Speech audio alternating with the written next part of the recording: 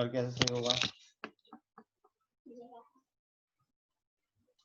پتا نہیں تو پھر کیوں بولا خدیجہ زبانیہ صحیح کرو اس کو، بلر آ رہا ہے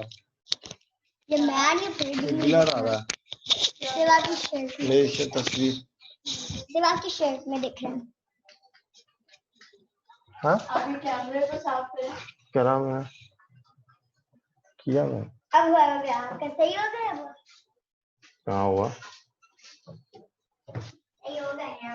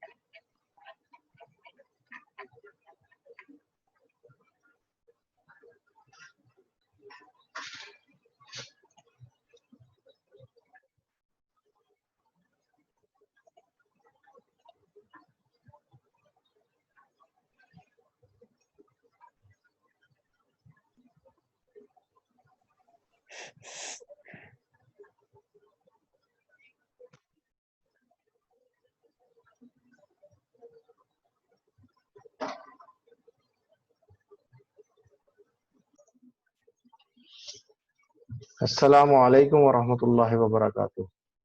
وعلیکم السلام ورحمۃ اللہ وبرکاتہ. چلے جی سارے بچے جو ہیں وہ آن لائن آ گئے ہیں.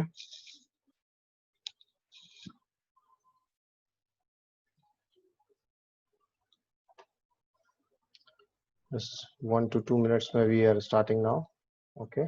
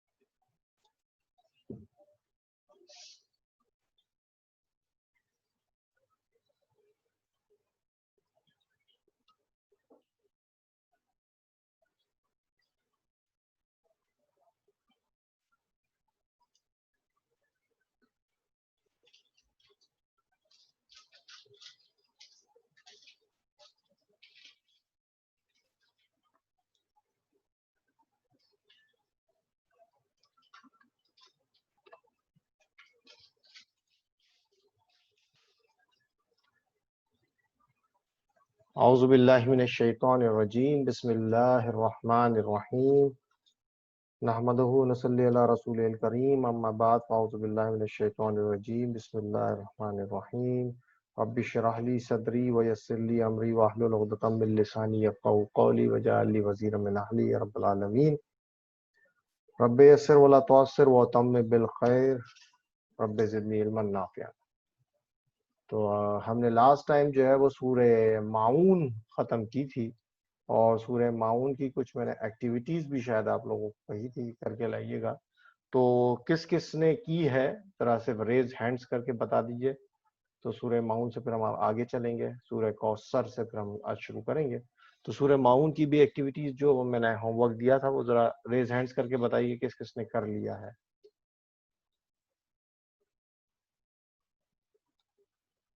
ٹھیک ہے، دانیال مریم نے کیا ہے. اور کون؟ مائزہ فاطمہ نے کیا؟ صرف 2 بچوں نے کیا اور کسی نے نہیں کیا؟ سمیحہ نے بھی کیا ہے. چلیں جی سمیحہ. پھر جو ہے یہ ٹھیک ہے جی. چلیں پھر ہم آگے بڑھیں، یا اس کو ریپیٹ کرنا ہے تو اس میں ٹائم لگ جاتا ہے، اور اینڈ میں ہم اس کو ریپیٹ کر کے آپ کو بتا دیں گے کہ کس کس نے کی ہے، کیا آپ کی کریکشنز کتنی ہیں اور کیا نہیں. ٹھیک ہے جی. چلیں جی آج ہم شروع کرتے ہیں سورہ کوثر.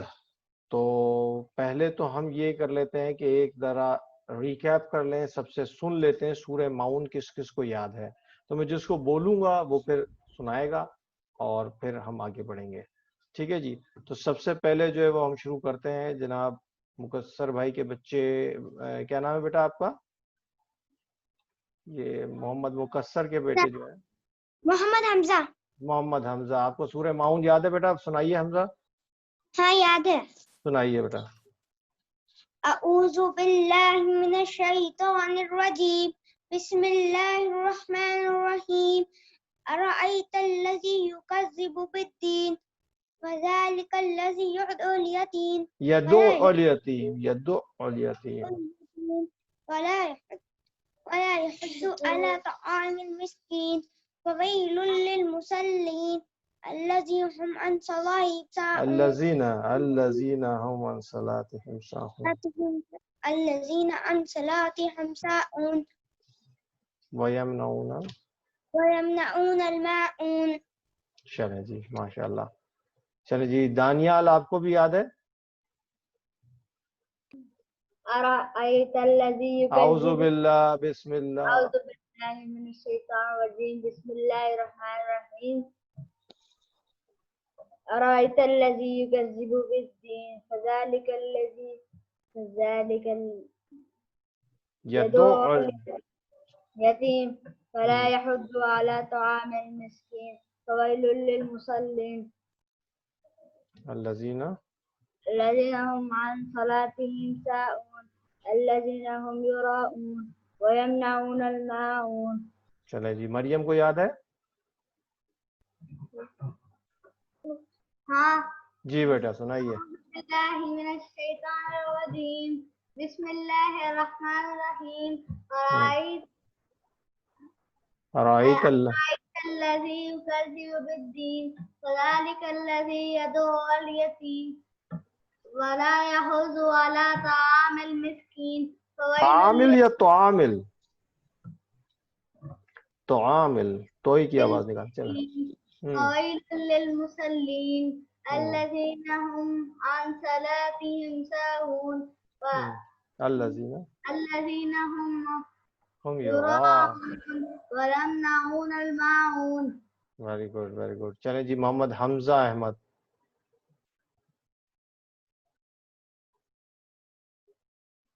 محمد حمزہ احمد.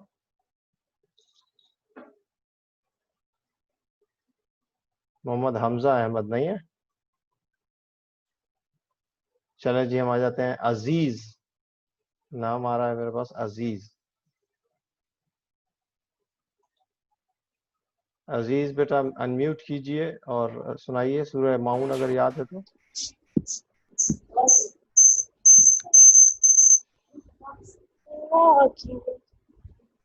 آپ کی آواز نہیں آ رہی, آپ کی آواز نہیں آ رہی, میوٹ ہے. چلے جی, مائرہ. سلو تھا نہ, لیپ ٹاپ پہ سلو تھا, آواز نہ ور تھی. ہلو, کون ہے یہ؟ عزیز بات کر رہے ہیں؟ ہلو, یس مائرہ بیٹا. ہو از دس؟ مائرہ, انہوں نے سنانا تھا.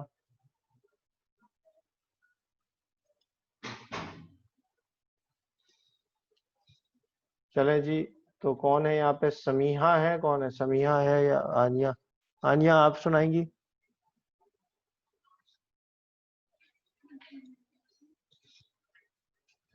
چلیں آپ سنائیے. خدیجہ آپ سنائیے. اعوذ باللہ, بسم اللہ الرحمن الرحیم.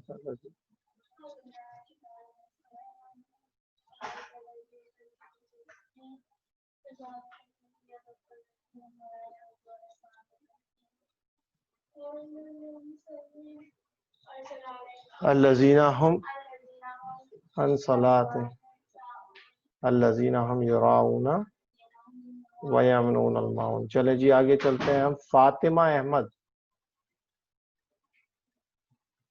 فاطمہ احمد جلدی جلدی چلیے بیٹا, آپ سنائیے سورہ ماؤن بیٹا.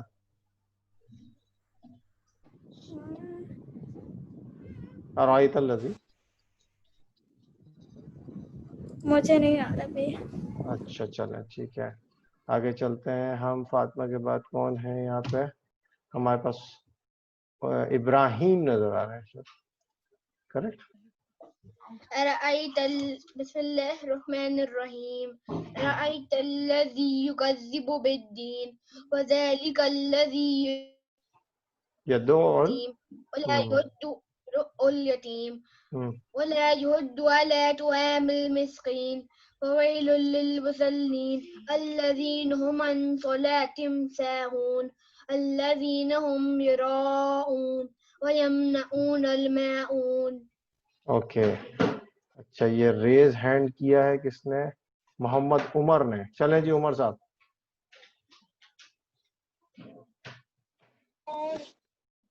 أعوذ بالله من الشيطان الرجيم بسم الله الرحمن الرحيم أرأيت الذي يكذب بالدين فذلك الذي يدعو اليتيم ولا يحض على طعام المسكين فويل للمصلين الذين هم عن صلاتهم ساهون ويمنعون الماعون الذين هم يراءون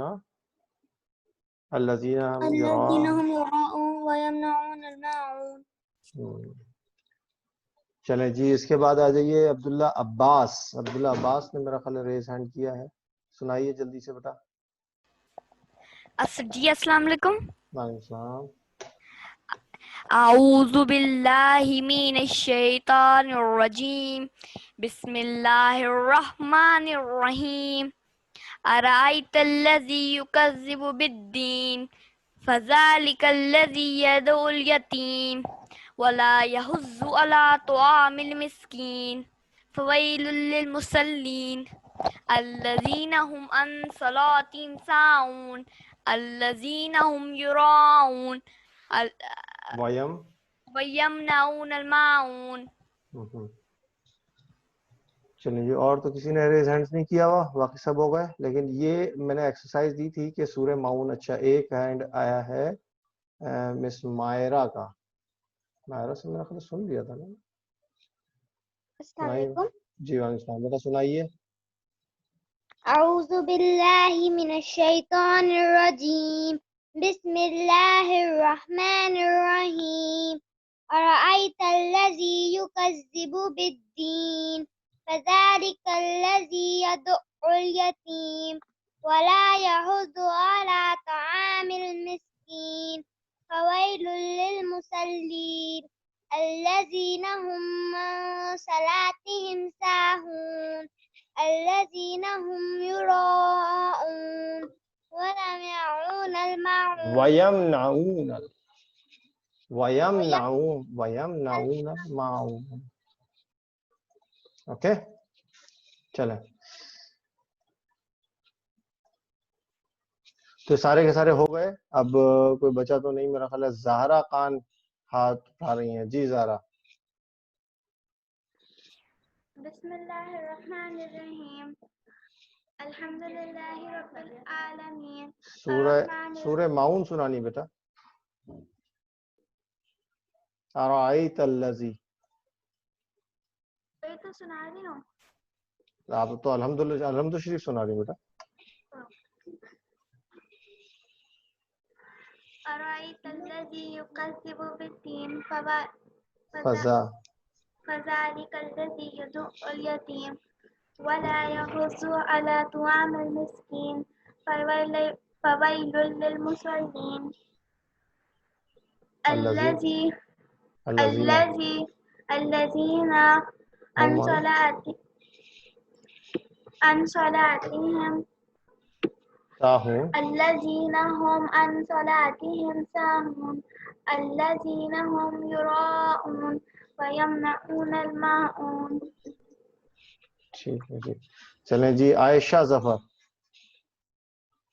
أرأيت الذي بیٹا اعوذ باللہ بسم اللہ.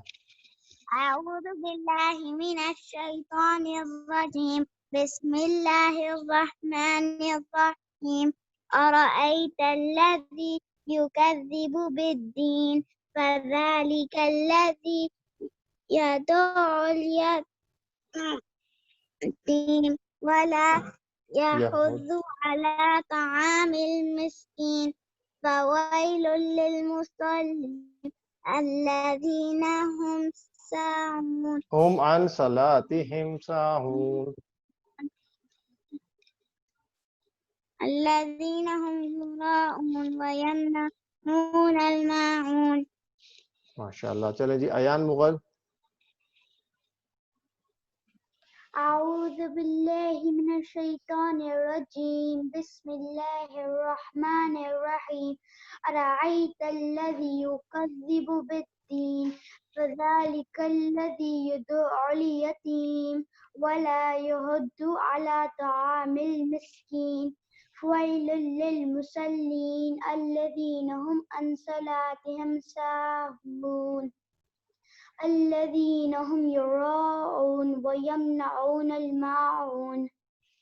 ماشاء اللہ. چلیں جی دانیہ فاروقی.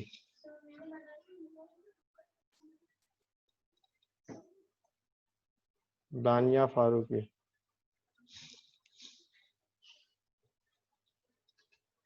نہیں ہے. سمیحہ. أعوذ بالله من الشيطان الرجيم. بسم الله الرحمن الرحيم. أرأيت الذي يكذب بالدين فذلك الذي يدع اليتيم ولا يحض على طعام المسكين فويل للمصلين الذين هم عن صلاتهم ساهون الذين هم يراءون ويمنعون الماعون. ماشاء اللہ. چلیں جی اب ہم شروع کرتے ہیں سورہ کوثر. ٹھیک ہے. سورہ کوثر کے اندر کیا ہے کہ سورہ کوثر کی ٹوٹل بہت یعنی قرآن کی ہم کہتے ہیں سب سے چھوٹی سورت ہے. 3 آیات کے اوپر مشتمل یہ سورت ہے کیونکہ نبی کریم صلی اللہ علیہ وسلم کے دور میں نبی کریم صلی اللہ علیہ وسلم کے آپ کو پتہ ہے کہ ان کے جو بیٹے ہوئے تھے پیدا ہوئے تھے حضرت قاسم حضرت عبداللہ تو ان کا بھی انتقال بچپنے میں ہی ہو گیا تھا اور چونکہ جو نسل ہوتی ہے اس کو کہا جاتا ہے کہ وہ تو چلتی ہی بیٹوں سے ہے تو وہاں پہ جو کفار مکہ تھے انہوں نے بڑا ایک جو ہے نا واویلا مچانا شروع کر دیا.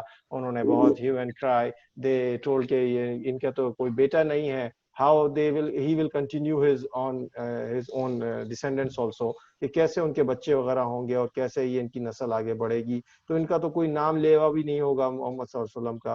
تو جب یہ بات ہوئی تو اس پر اللہ رب العزت نے اس کے بارے میں کیا جواب دیا کہ ان کا تو نام نہیں رہے گا لیکن آپ کا نام تو رہے گا رسول صلی اللہ علیہ وسلم. ہم نے آپ کو جو ہے وہ اس شان سے جو ہے وہ کیا ہے. اب یہاں پر اللہ تعالیٰ فرما رہے ہیں تو اس کا شان نزول کیا ہے کہ اللہ سبحانہ تعالیٰ کے یہ اللہ تعالیٰ سبحانہ تعالیٰ نے کہ آخری رسول اکرم صلی اللہ علیہ وسلم کے بیٹوں حضرت قاسم حضرت عبداللہ کے انتقال پر جب کفار نے بہت خوشیاں منائیں اور آپ صلی اللہ علیہ وسلم کو بے نام و نشان ہونے کا تانا دیا. انہوں نے کہا کہ بھئی آپ کا تو نام ہی نہیں رہے گا.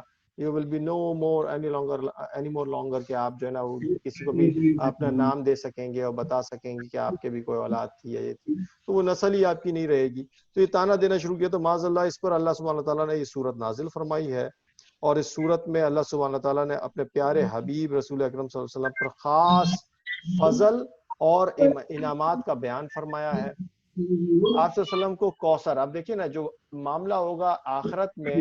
یہ کسی کا مائک کھلا ہوا ہے تو ذرا مائک اپنے میوٹ کر لیجئے پہلے ورنہ تو بات اشفاق آپ کا مائک پہلے آپ میوٹ کر لیجئے.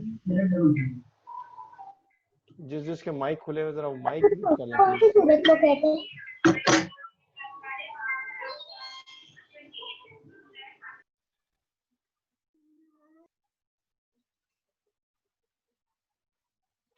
جی تو یہاں پہ ہم بات کر رہے ہیں کہ جب آخرت میں جنت اور جہنم کی جہاں بات ہو رہی ہے تو جیسے ہی انسان جو ہے وہ جنت یا جہنم میں پہنچے گا تو جنت کے اندر تو جنت والوں کو تو بہت کچھ ملے گا لیکن جہنم والوں کو تو کچھ بھی نہیں ملے گا. لیکن جنت کے اندر جو چیزیں دی جائیں گی اس میں ایک جو ہے وہ ایک نہر ہے. ایک نہر کہتے ہیں آپ سمجھ لیجیے کینال کو.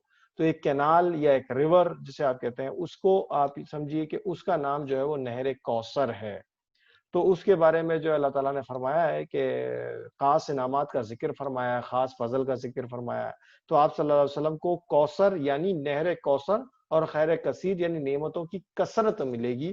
بے شمار فضائل اور برکات عطا فرمائے جانے کا ذکر ہے اس صورت میں.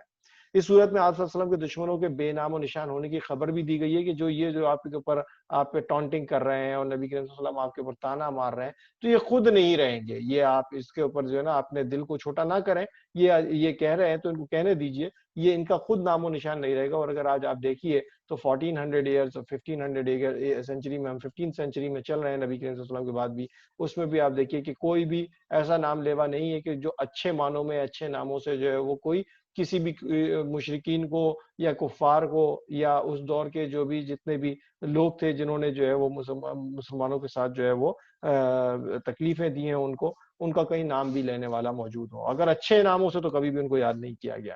تو اس کا ذکر یہاں پر ہے کہ ان عظیم نعمتوں پر آپ صلی اللہ علیہ وسلم کو اللہ سبحانہ تعالیٰ کا شکر ادا کرنے کے لیے نماز پڑھنے اور قربانی کرنے کی تلقین فرمائی گئی ہے. یہ قرآن حکیم کی سب سے چھوٹی صورت ہے جبکہ سورہ بقرہ سب سے بڑی صورت ہے. یہ بات ہم نے شروع میں بھی آپ کو بتائی تھی کہ جو ہے قرآن کی سب سے بڑی صورت جو ہے سورہ بقرہ ہے اور سب سے چھوٹی صورت جو ہے وہ سورہ کوثر ہے. تو یہ سورہ کوثر جو ہے وہ ویسے آرڈر کے لحاظ سے قرآن میں 108 یعنی 108ویں صورت ہے یہ, اور ٹوٹل جو ہے اس کی 3 آیات ہیں. نبی کریم صلی اللہ علیہ وسلم کا فرمان ہے کہ بتاؤ اگر تم میں سے کسی کے دروازے پر نہر جاری ہو جس میں سے وہ روزانہ 5 دفعہ نہاتا ہو تو کیا اس کے جسم پر کچھ میل کچیل باقی رہے گا؟ صحابہ کرام رضی اللہ عنہم نے عرض کیا کہ کچھ بھی میل کچیل باقی نہیں رہے گا. میل کچیل کا مطلب گندگی جو ہوتی ہے جسم کے اوپر وہ نہیں رہے گی. آپ صلی اللہ علیہ وسلم نے فرمایا بالکل یہی مثال ان 5 نمازوں کی ہے. اللہ سبحانہ تعالیٰ ان کے ذریعے سے خطاؤں کو دھوتا اور مٹاتا ہے. تو آپ بچوں کو بھی یہ یاد رکھنا چاہیے کہ نمازیں جو ہیں وہ کسی بھی صورت میں آپ کو اور ہم کو نہیں چھوڑنی چاہیے. تو یہ سارے کے سارے بچے جو ہے اس پہ عمل بھی کریں گے اور اسی کو آگے کنٹینیو بھی اپنی زندگی میں کریں گے. چلیں جی, اعوذ باللہ من الشیطان الرجیم, بسم اللہ الرحمن الرحیم.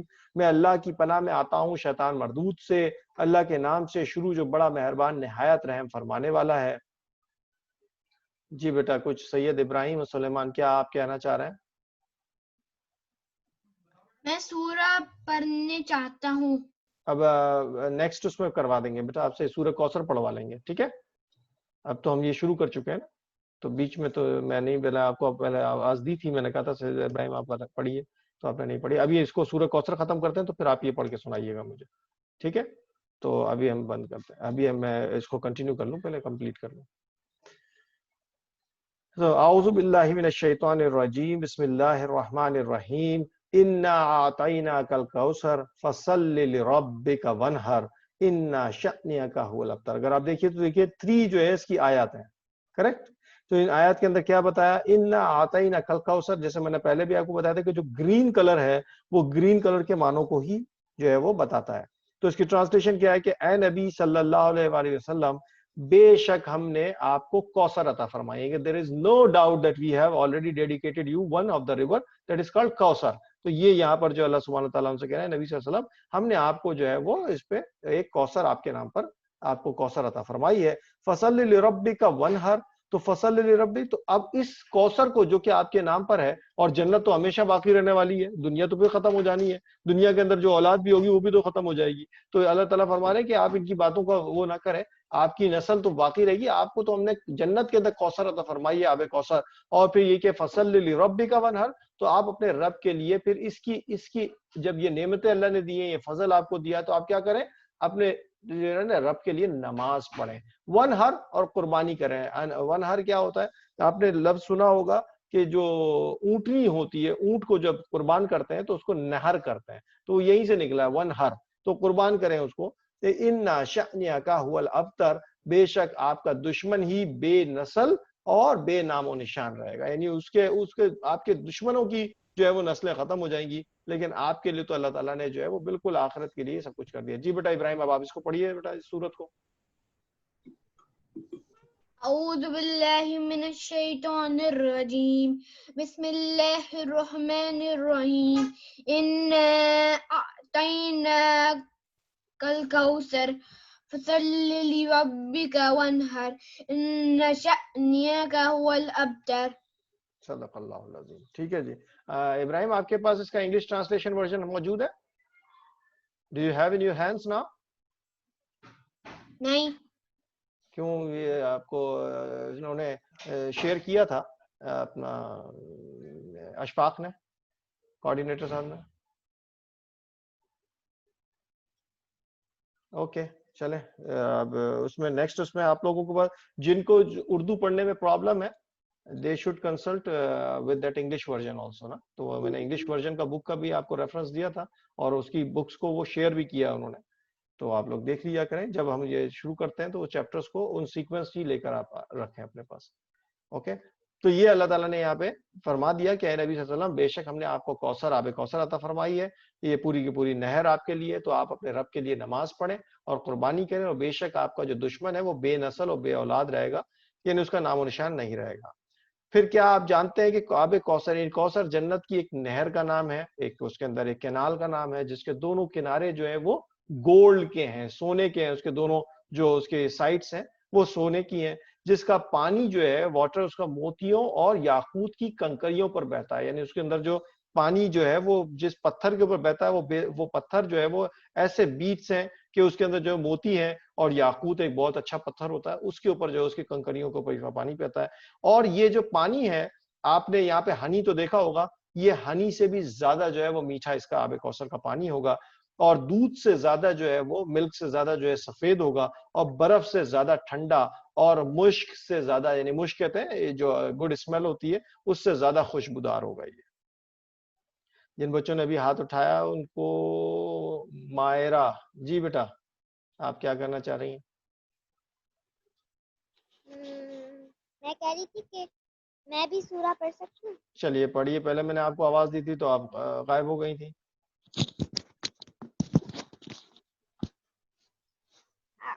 اعوذ باللہ من الشیطان الرجیم, بسم اللہ الرحمن الرحیم, انا اعطیناک الکوثر فصل لربک وانحر ان شانئک هو الابتر. صدق اللہ العظیم. یہ بیٹا ضرور پڑھا کریں جب بینڈ کرتے ہیں اس کو, ٹھیک ہے. تو اس کے اندر یہ آپ سمجھ لیجیے کہ جو جنت کوثر جو ہے اس کی نہر کا نام ہے, جنت کے اندر کی ایک نہر کا, اور اس کے جو خاصیت ہیں میں نے آپ کو ایٹریبیوٹس بتا دیے ہیں. اب اس میں سیکھنے کی کیا باتیں ہیں؟ سیکھنے کی باتیں یہ کہ اللہ سبحانہ تعالیٰ نے سب سے زیادہ انعامات. کون سوال کر رہا ہے؟ ہلو دانیہ, جی دانیہ کیا ہوا؟ مجھے بھی سورہ پڑھنی ہے. بیٹا ابھی اگلی صورتوں پہ بھی آ رہے ہیں, کیونکہ اگر ہم صرف یہی پڑھواتے رہیں گے تو پھر ہم آگے کب پڑھیں گے. تو ابھی میں دوبارہ صورت پڑھواؤں گا تو اس کے اندر پھر دوسروں کو چانس دے دوں گا, ٹھیک ہے نا. تو یہ تو وہ لوگ تھے جنہوں نے پچھلے دفعہ میں ریز ہینڈز کیے تھے, لیکن جب میں نے ان کا نام لیا تو وہ نہیں کر پائے تھے, ٹھیک ہے. چلیں جی آگے بڑھتے ہیں اس پہ. تو علم و عمل کی باتیں, اللہ سبحانہ تعالیٰ نے سب سے زیادہ انعامات آپ صلی اللہ علیہ وسلم پر فرمائے, اور انعامات کا یہی ہے کہ اللہ تعالیٰ نے, کیونکہ وہ رسول پاک صلی اللہ علیہ وسلم تھے اور ان کے اوپر تو انعامات کیے, اور ان کی توسط سے آپ سب پہ اور ہم سب پہ بھی انعامات ہیں کہ اگر ہم ان کی تعلیمات کے اوپر آگے بڑھیں گے جو نبی کے پاک صلی اللہ علیہ وسلم نے ہم کو سکھائی ہیں, تو اسی کے حساب سے اللہ تعالیٰ بھی ہم کو بھی انعامات بخشے گا انشاءاللہ. آپ صلی اللہ علیہ وسلم کے خصوصی فضائل میں سے ایک آپ صلی اللہ علیہ وسلم کو کوثر عطا فرمانا بھی ہے. اور کوثر میں نے آپ کو بتا دیا کوثر کیا ہے, یہ وہ ایک کینال ہے جو کہ جنت میں موجود ہوگی. پھر ہمیں اللہ سبحانہ تعالیٰ کی نعمتوں کو اس کا شکر ادا کرنا چاہیے. پھر نماز اور قربانی اللہ سبحانہ تعالیٰ کی شکر گزاری کا ذریعہ ہے. یعنی اللہ تعالیٰ نے دیکھیں نا, انسان کے اندر جس میں ایمان ہوتا ہے وہ پھر اس ایمان کے جذبے سے اس کو جو ہے وہ ریورٹ بیک, یا اس کو واپسی کرنے کے لیے کیا کریں, تو وہ اس کا واپسی کا طریقہ یہی کہ اللہ رب العزت نے جو آپ کو طریقہ بتایا وہ یہی کہ آپ اس کی شکر گزاری کے لیے اس کے لیے نماز پڑھیں, اس کے لیے اور قربانی کریں. ففتھ یہ ہے کوئی بھی شخص اگر سورت پڑھنے کے لیے ہاتھ اٹھا رہا ہے تو ابھی نہ اٹھائے, کیونکہ میں کوشچن آنسر کروں گا تو اس وقت پھر یہ آپ کے ریز ہینڈز جو ہے نا پھر وہ کنسیڈر کر لیے جائیں گے, ٹھیک ہے نا. تو ابھی یہ آپ لوگ جو ہے نا اپنے ریز ہینڈز, اگر کوئی کوشچن کرنا ہے تو آپ بتائیے, اگر پڑھنا ہے سورت تو میں ابھی آپ کا جو ہے وہ کوشچنز نہیں لوں گا. اگر کسی کا ہینڈ کوشچن کرنے کے لیے ہے تو وہ بتا دیں. عائشہ ظفر آپ کوئی کوشچن کرنا چاہ رہی ہیں بیٹا؟ سر کون سی سورت پڑھنی ہے؟ سورہ کوثر ہے, لیکن ابھی میں نے پڑھنے کو تو نہیں کہا کسی کو, ابھی میں تو سمجھا رہا ہوں. ابھی آپ, میں نے کہا آپ کو کوئی کوشچن ہے اس پہ کچھ پوچھنا ہے تو آپ بتا دیجئے. نہیں. چلیں ٹھیک ہے, پھر ابھی میں جب سورت پڑھنے کا کہوں گا تو میں کہوں گا اس وقت ہاتھ اٹھائیے گا, ابھی بیچ بیچ میں ہاتھ نہ اٹھائیں, ٹھیک ہے. رسول اللہ صلی اللہ علیہ وسلم کے دشمن اور گستاخ، یعنی گستاخ کون ہوتے ہیں؟ جو ان کی بات نہیں مانتے. تو دشمن کسے کہتے ہیں؟ آپ جانتے ہیں، انیمی کو کہتے ہیں. رسول اللہ صلی اللہ علیہ وسلم کے جتنے بھی انیمیز ہیں اور جو ان کی بات کو نہ ماننے والے گستاخ ہیں، دنیا اور آخرت میں ان کا نام و نشان نہیں رہے گا. اس کے بارے میں سورہ کوثر کی آیت نمبر 3 میں بتایا گیا ہے. اب اس کی کچھ فل ان دا بلینکس ہیں، ان کو ہم دیکھ لیتے ہیں کہ وہ کیا جو ہے وہ فل ان دا بلینکس کو بھریں گے ہم. اللہ سبحانہ تعالیٰ نے سب سے زیادہ انعامات ڈیش پر فرمائے ہیں، تو وہ ہے حضرت محمد صلی اللہ علیہ وسلم پر فرمائے ہیں. تو اللہ سبحانہ تعالیٰ نے سب سے زیادہ انعامات نبی کریم صلی اللہ علیہ وسلم پر فرمائے ہیں. دوسرا اس کا جو ہے وہ ایک کوثر سے مراد جنت کی نہر بھی ہے اور ڈیش بھی ہے. ڈیش کیا ہے؟ کون بتائے گا؟ کوثر. کوثر کیا ہے؟ یہ جنت کی کہہ رہے ہیں کہ مراد جو ہے وہ جنت کی نہر بھی ہے اور کیا ہے؟ یہاں پہ کہیں ہم نے پڑھا. ہاں کوثر. کوثر کیا ہے؟ یہ جنت کی نہر بھی ہے اور اس کے دونوں کنارے کو بھی کہا جاتا ہے اس کوثر کے. کہتے ہیں کہ اچھا جی آگے ہے نماز اور قربانی اللہ سبحانہ تعالیٰ کی ڈیش کا ذریعہ ہے. کس چیز کا ذریعہ ہے بیٹا؟ عائشہ ظفر آپ بتائیں گی. نماز اور قربانی اللہ سبحانہ تعالیٰ کی ڈیش کا ذریعہ ہے. کس چیز کا ذریعہ ہے؟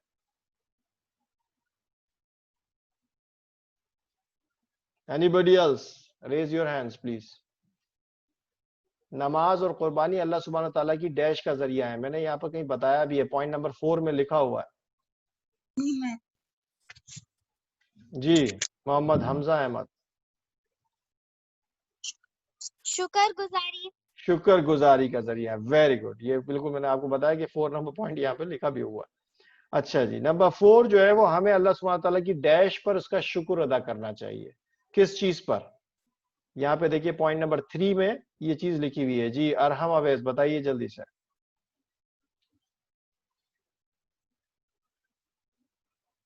ارحم اویس، ہمیں اللہ سبحانہ تعالیٰ کی ڈیش پر اس کا شکر ادا کرنا چاہیے.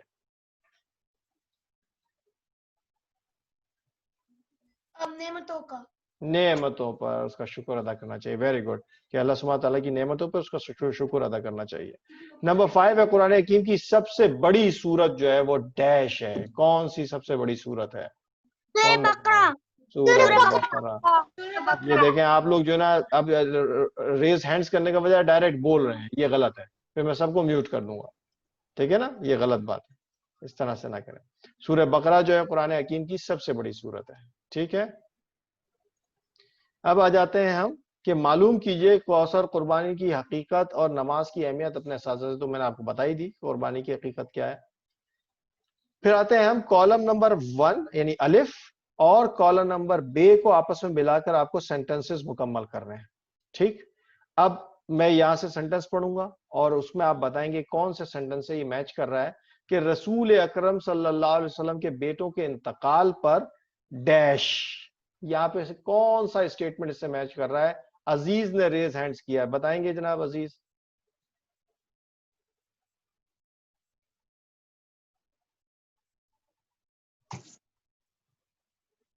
ہیلو عزیز.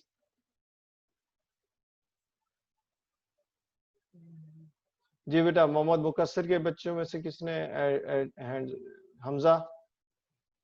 کوثر. نہیں بیٹا، رسول اکرم صلی اللہ علیہ وسلم کے بیٹوں کے انتقال پر کفار نے خوشیاں منائی تھیں. کفار نے خوشیاں منائی. جی یہ والا تھرڈ والا جو اسٹیٹمنٹ ہے یہ اس سے میچ کر رہا ہے. سیکنڈ اسٹیٹمنٹ ہے کفار نے آپ صلی اللہ علیہ وآلہ وسلم کو کیا کہا؟ کفار نے آپ صلی اللہ علیہ وآلہ وسلم کو کیا کہا؟ جناب ریز ہینڈز ہوئے ہوئے ہیں یہاں پر. کس کس کے؟ ایک ہوا ہوا سید ابراہیم. جی بیٹا آپ بتائیں گے سید ابراہیم. بے نام و نشان، بے نام و نشان ہونے کا ان کو تانا دیا، یعنی ٹونٹ کر رہے تھے نبی کریم صلی اللہ علیہ وسلم کو کہ آپ کا نام و نشان نہیں رہے گا. اس کے بارے میں کفار نے آپ کو تانا دیا. ویری گڈ گڈ جناب. اب جو ہے وہ تھرڈ اسٹیٹمنٹ ہے کہ سورہ کوثر میں نبی کریم صلی اللہ علیہ وآلہ وسلم پر ڈیش.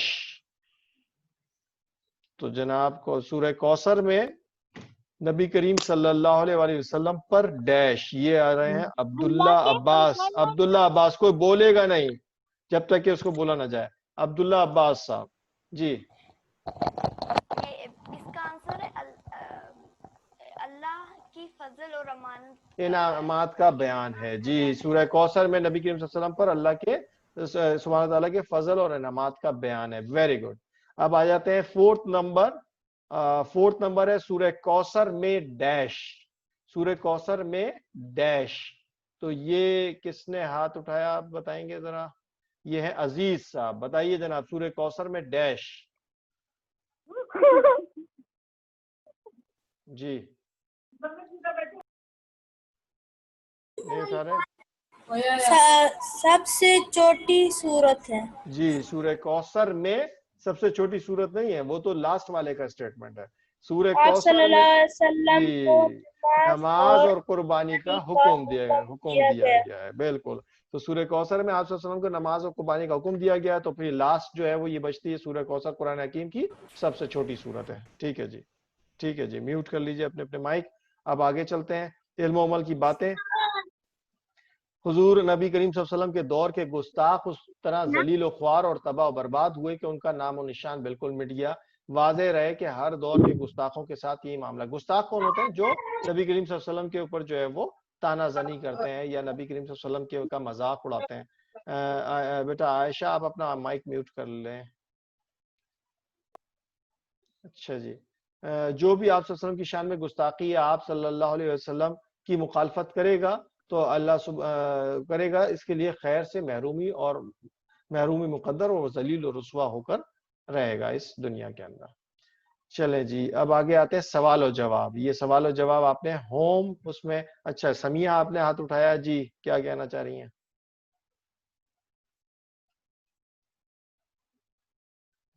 سمیہ جی.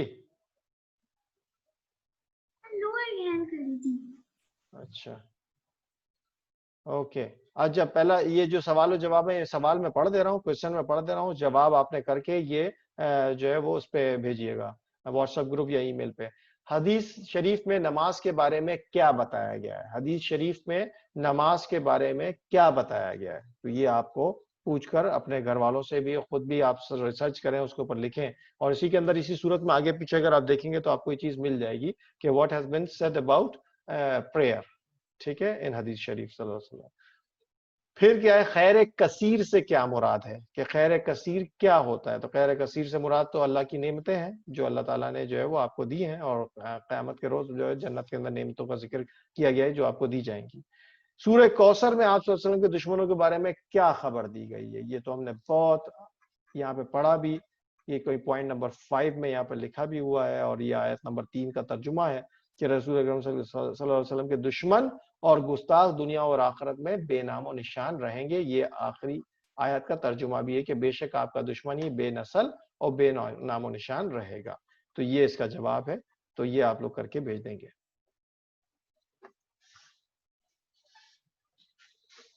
اچھا اب ایک سوال ہے جنرل، یہ کہ کسی نے ریز ہینڈز کیا تھا. اچھا جی ایک سوال ہے جنرل آپ بچوں سے کہ آپ لوگ یہ سوچ کر آئیں گے نیکسٹ ٹائم کہ میں آپ سے پوچھوں گا کہ اگر آپ کے دوست قربانی کے جانوروں کو، ابھی آپ کے پاس آپ کو پتا ہے نا کہ بقرعید آنے والی ہے اور بقرعید پہ عید الاضحیٰ پہ جو ہے وہ لوگ قربانیاں کرتے ہیں، تو اس کے لیے جو جانور لے کر آئے تو اگر آپ کوئی دوست جو ہے اس جانور کو تنگ کر رہے ہیں، کوئی کسی طرف سے اس کو پن چبو رہا ہے یا اس کو مار رہا ہے یا کچھ کر رہا ہے یا بھگا رہا ہے تیزی سے، تو ایسی صورت میں آپ کیا کہیں گے، کیا کریں گے آپ؟ یہ صحیح بات ہے یا اچھی بات ہے یا نہیں ہے؟ کیوں اچھی بات نہیں ہے؟ تو یہ بات ذرا آپ بتائیے گا. میں آپ سے پوچھنا چاہوں گا. جی مائرہ نے ریز ہینڈ کیا ہے. جی مائرہ. جب ایسا ہوتا ہے تو پھر ہم نے اسے سمجھانا ہے کہ ایسے نہیں کرنا. اچھا چلیں عزیز صاحب آپ نے بھی ہاتھ اٹھایا ہے. جی بیٹا عزیز.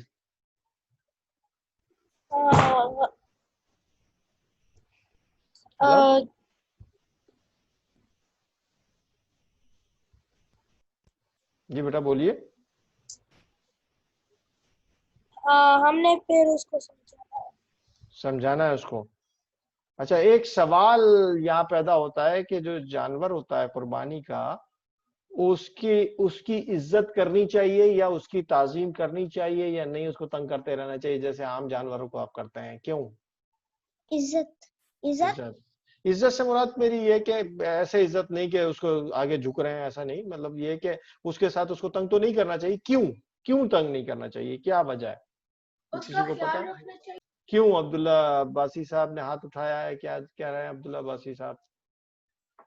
جی بیٹا. جی اس کا جواب ہے کہ ہمیں ان کو اس وجہ سے بھی عزت دینی چاہیے کہ وہ ہم لوگ ان کو اللہ کی راہ پر قربان کرنے لگے. Very good. یہی میں پوچھنا چاہ رہا تھا، کیونکہ اللہ کی راہ میں جو قربانی کا جانور ہوتا ہے وہ اللہ کی شاعر میں آتا ہے، اللہ کی نشانیوں میں سے ہوتے ہیں. ٹھیک ہے نا، بہت اچھا جواب دیا آپ نے. جی اور اس کا ایک اور بھی آپ نے کی تھی کہ اگر عزت دینے کا یہ بھی مطلب نہیں ہے کہ ہم اس کے سامنے جھک جائیں اور پھر جی یہ جی بھی جی جی وغیرہ. جی بالکل یہ پھر بالکل شرک ہو جائے گا. جی بالکل وہ تو شرک ہے. ٹھیک ہے چلیں جی اب آگے بڑھتے ہیں اس سورت کے بعد اگلی سورت پہ. اگلی سورت آپ کے پاس ہے سورہ کافرون. سورہ کافرون میں کیا بات ہوئی؟ جب نبی کریم صلی اللہ علیہ وآلہ وسلم جو ہے وہ دعوت کا کام دینے کے لیے آگے بڑھے تو ایک دوسرے جو کفار مکہ تھے وہ سارے کے سارے کفار مکہ جو ہے وہ ان کی اس دعوت کو روکنے کی کوشش کرتے رہے. اس روکنے کی کوشش میں کبھی تو انہوں نے ان کو جسمانی تشدد کا نشانہ بنایا، یعنی جسمانی مطلب باڈیلی ان کو جو ہے نا وہ تکلیفیں دی، پنشمنٹ دی یا کچھ کسی طریقے سے جو ہے تکلیفیں پہنچانے کی کوشش کی. کبھی جو ہے وہ ان سے سودے بازی کی، کہنے آ گئے نیگوشیٹ کر رہے ہیں، اوکے ہم یہ کریں گے تم یہ کرو تو ہم تمہاری بات مان لیں گے، یا تم ہماری بات مانو تو ہم تمہاری بات مانیں گے. اس طرح سے نیگوشیٹ کرنے کے لیے آ گئے. تو یہ معاملہ بھی ایسے ہی ہوا تھا کہ جب یہ بات نہیں ہو سکی تو نبی کریم صلی اللہ علیہ وسلم کے پاس جو ہے وہ تمام کفار مکہ ان کے چچا کے سامنے آئے اور آ کے ان سے جو ہے وہ پہلے تو زبانی طور پر کہ ان کو تانے دے رہے ہیں، ان کو کچھ بول رہے ہیں کہ آپ کی تو اولاد بھی نہیں ہے، آپ کی نسلیں آگے کیسے چلیں گی، یہ کیا کر رہے ہیں آپ اور کس طریقے سے. بیٹا محمد مقصد کہ یہ حمزہ بیٹا یہ بند کیجئے ویڈیو اپنی، ٹھیک ہے نا. تو جیسے ہی جب ان کے پاس آئے تو زبانی جسمانی تشدد کے باوجود توحید کی دعوت نہ روک سکے تو انہوں نے سودے بازی میں نے بتایا نا نیگوسیشن کرنے لگ گئے کہ ٹھیک ہے. انہوں نے کہا اچھا ایسا کرتے ہیں آج ایک بات طے کر لو محمد، تم تو صلی اللہ علیہ وسلم آپ ہماری بات تو سن ہی نہیں رہے، تو ایک بات طے کر لیتے ہیں آج کہ 1 سال 1 ایئر تک جو ہے وہ آپ جو ہے وہ ہماری عبادت کریں، ہمارے بتوں کی عبادت کریں، اور اس کے بعد جو ہے جب آپ کہیں گے تو پھر ہم آپ کے جو ہے نا بتوں کی عبادت، یعنی آپ کے جو ہے نا نبی کریم صلی اللہ علیہ وسلم سے کہا کہ آپ کے اللہ کی عبادت جیسے آپ کہیں گے ہم ویسے کریں گے. تو 1 سال آپ کو ہمارے طریقے سے چلنا پڑے گا، پھر اگلے سال ہم آپ کے طریقے پہ چلیں گے معاذ اللہ. تو یہ جب باتیں ہوئی تو اس کے اوپر کیا ہوا کہ انہوں نے کہا کہ 1 سال ہم آپ کی عبادت کرتے ہیں، آپ کے اللہ کی عبادت کرتے ہیں، اور 1 سال آپ ہمارے بتوں کی عبادت کریں معاذ اللہ. اس بات پر جو ہے وہ اسی وقت یہ سورت جو ہے وہ نازل ہو گئی اللہ کی طرف سے. اور جب یہ سورت نازل ہوئی تو اس میں اللہ سبحانہ تعالیٰ کے رسول صلی اللہ علیہ وسلم کے ذریعے کفار کو یہ واضح پیغام دے دیا گیا کہ اللہ سبحانہ تعالیٰ ایک ہی ہے اور اس کی اس سوا کسی کی عبادت جو ہے وہ کسی حالت میں بھی جائز نہیں ہے. اس میں نیگوسیشن ہو ہی نہیں سکتی، بات چیت ہو ہی نہیں سکتی، سودے بازی ہو ہی نہیں سکتی، اس بات پہ ڈسکشن کوئی ہو ہی نہیں سکتی، آرگیومنٹ کہ اس کو چھوڑ کر کے ایک لمحے کے لیے بھی کسی اور کی عبادت کی جائے، یہ بات نہیں کی جا سکتی. تو نیز بت پرستی شرک کا صاف انکار جو ہے وہ اس صورت میں کر دیا گیا. آپ صلی اللہ علیہ وسلم نے جب یہ سورت کفار کو سنائی تو وہ اس سے بہت مایوس ہو گئے. ان کو پھر یہ بات طے ہو گئی کہ یہ تو ہماری بات مانیں گے نہیں، کسی بھی صورت پہ ہم سے جو ہے نا کوئی بھی ایگریمنٹ اس طرح کا یہ کریں گے نہیں. تو مایوس ہو کر کے ان کے پاس سے جو ہے وہ بڑے جو ہے نا ڈپرائیو ہو کے چلے گئے، تو ڈیسپریٹ ہو گئے تھے. تو اس کے بارے میں ایک اور جو ہے وہ انہوں نے یہاں پہ لکھا ہے کہ کیا آپ جانتے ہیں کہ رسول اکرم صلی اللہ علیہ وسلم کا فجر مغرب اور طواف کے بعد کی 2 رکعت میں سے پہلی وطر کی دوسری رکعت اور رات کو سونے سے قبل جو ہے وہ سورہ کافرون کی تلاوت کا معمول تھا. یعنی یہ جو ہے نبی کریم صلی اللہ علیہ وسلم جو ہے وہ تلاوت کیا کرتے تھے سورہ کافرون. تو یہ یاد رکھیں کہ فجر کی رکعت میں، مغرب میں اور طواف کے بعد کی جو 2 رکعتیں ہوتی ہیں اس میں، اور وطر کی بھی جو ہے نا دوسری رکعت میں. تو سورہ کافرون جو ہے وہ ٹوٹل جو ہے وہ اس کی 6 آیات ہیں اور 109 سورہ جو ہے وہ یہ بنتی ہے. مکی صورت ہے، مکی دور میں نازل ہوئی. اور آپ دیکھیے کتنا کیٹیگوریکلی جو ہے وہ اللہ رب العزت نے نبی کریم صلی اللہ علیہ وسلم سے کہلوا دیا کہ کسی بھی صورت میں جو ہے وہ آپ کے بتوں کی جو ہے وہ عبادت نہیں کی جا سکتی، اور میں کسی صورت اس بات کو نہیں مانوں گا۔ اعوذ باللہ من الشیطان الرجیم، بسم اللہ الرحمن الرحیم۔ میں اللہ کی پناہ میں آتا ہوں شیطان مردود سے، اللہ کے نام سے شروع جو بڑا مہربان اور نہایت رحم فرمانے والا ہے۔ قل یا ایھا الکافرون، اے نبی صلی اللہ علیہ وآلہ وسلم آپ فرما دیجئے کہ اے کافروں، لا اعبدو ما تعبدون، میں عبادت نہیں کرتا جن بتوں کی تم عبادت کرتے ہو۔ یعنی جب انہوں نے یہ کہا کہ ایک سال آپ ہمارے بتوں کی عبادت کریں تو اگلے سال ہم بھی آپ کے بتوں کی ہم جو ہے وہ اللہ کی عبادت کرنا شروع کر دیں گے، جیسے آپ کہیں گے اسی طریقے سے چلیں گے، لیکن ایک سال آپ کو ہماری عبادت ہمارے بتوں کی کرنی پڑے گی جیسے ہم کرتے ہیں۔ تو اس پہ اللہ تعالیٰ نے فرما دیا کہ اے نبی صلی اللہ علیہ وسلم آپ فرما دیجئے کہ کافروں، میں عبادت نہیں کرتا جن بتوں کی تم عبادت کرتے ہو، ولا انتم عابدون ما اعبد، اور نہ تم عبادت کرنے والے ہو معبود جس اللہ کی میں عبادت۔ یعنی یہ تو کبھی ہوگا نہیں کہ تم یہ جو آج مجھ سے نیگوسیشن کرنے کے لیے آئے ہو کہ کسی صورت میں بھی تم میرے اللہ کی عبادت نہیں کرو گے، اسی لیے تو تم مجھ کو اپنی طرف دھکیل لو کہ میں تمہارے بتوں کی پوجا کرنا شروع کر دوں، کیونکہ ایسا ہو نہیں سکتا۔ تو نہ تم عبادت کرنے والے ہو جس اللہ کی میں عبادت کرتا ہوں، ولا انا عابد ما عبدتم، اور میں پھر کہتا ہوں کہ میں عبادت نہیں کرنے والا ان بتوں کی جن کی تم نے عبادت کی ہے، ولا انتم عابدون ما اعبد، اور نہ تم عبادت کرنے والے ہو جس اللہ کی میں عبادت کرتا ہوں، لکم دینکم ولی دین، تمہارے لیے تمہارا دین ہے اور میرے لیے میرا دین ہے۔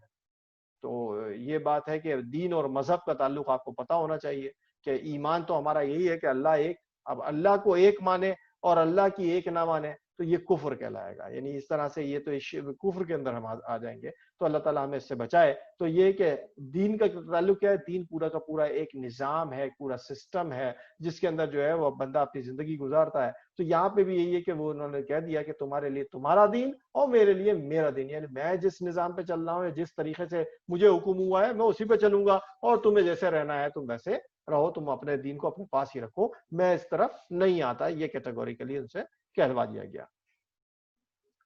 فرمان نبی صلی اللہ علیہ وسلم ہے کہ جس آدمی میں یہ تین باتیں ہوں گی وہ ان کی وجہ سے ایمان کی لذت پائے گا، ایمان کا اس کو مزہ آئے گا ایمان کو۔ اچھا ایمان کیا ہے؟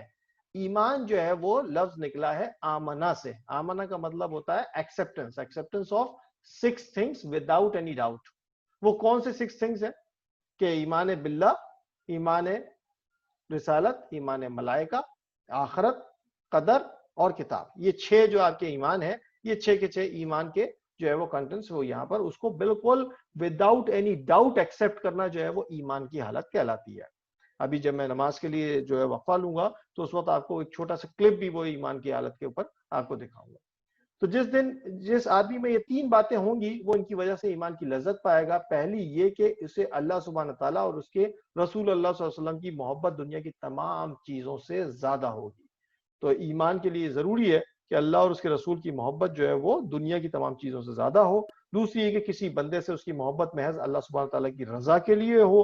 تیسری یہ کہ جب اسے اللہ سبحانہ تعالیٰ نے کفر سے نکال کر ایمان سے نوازا ہے تو اب وہ اسلام سے پھر جانے کو اتنا ہی برا جانے جتنا آگ میں ڈالے جانے کو وہ سمجھتا ہے۔ یہ صحیح بخاری کی حدیث ہے۔ تو یہ سمجھ لی کہ جب اللہ کے بتائے ہوئے طریقے سے ہٹ کر کے، ایمان سے ہٹ کر کے، اسلام سے ہٹ کر کے اور کسی اور طرف جانے کے لیے سوچیں تو وہ آگ میں ڈالے جانے کو ترجیح دیں۔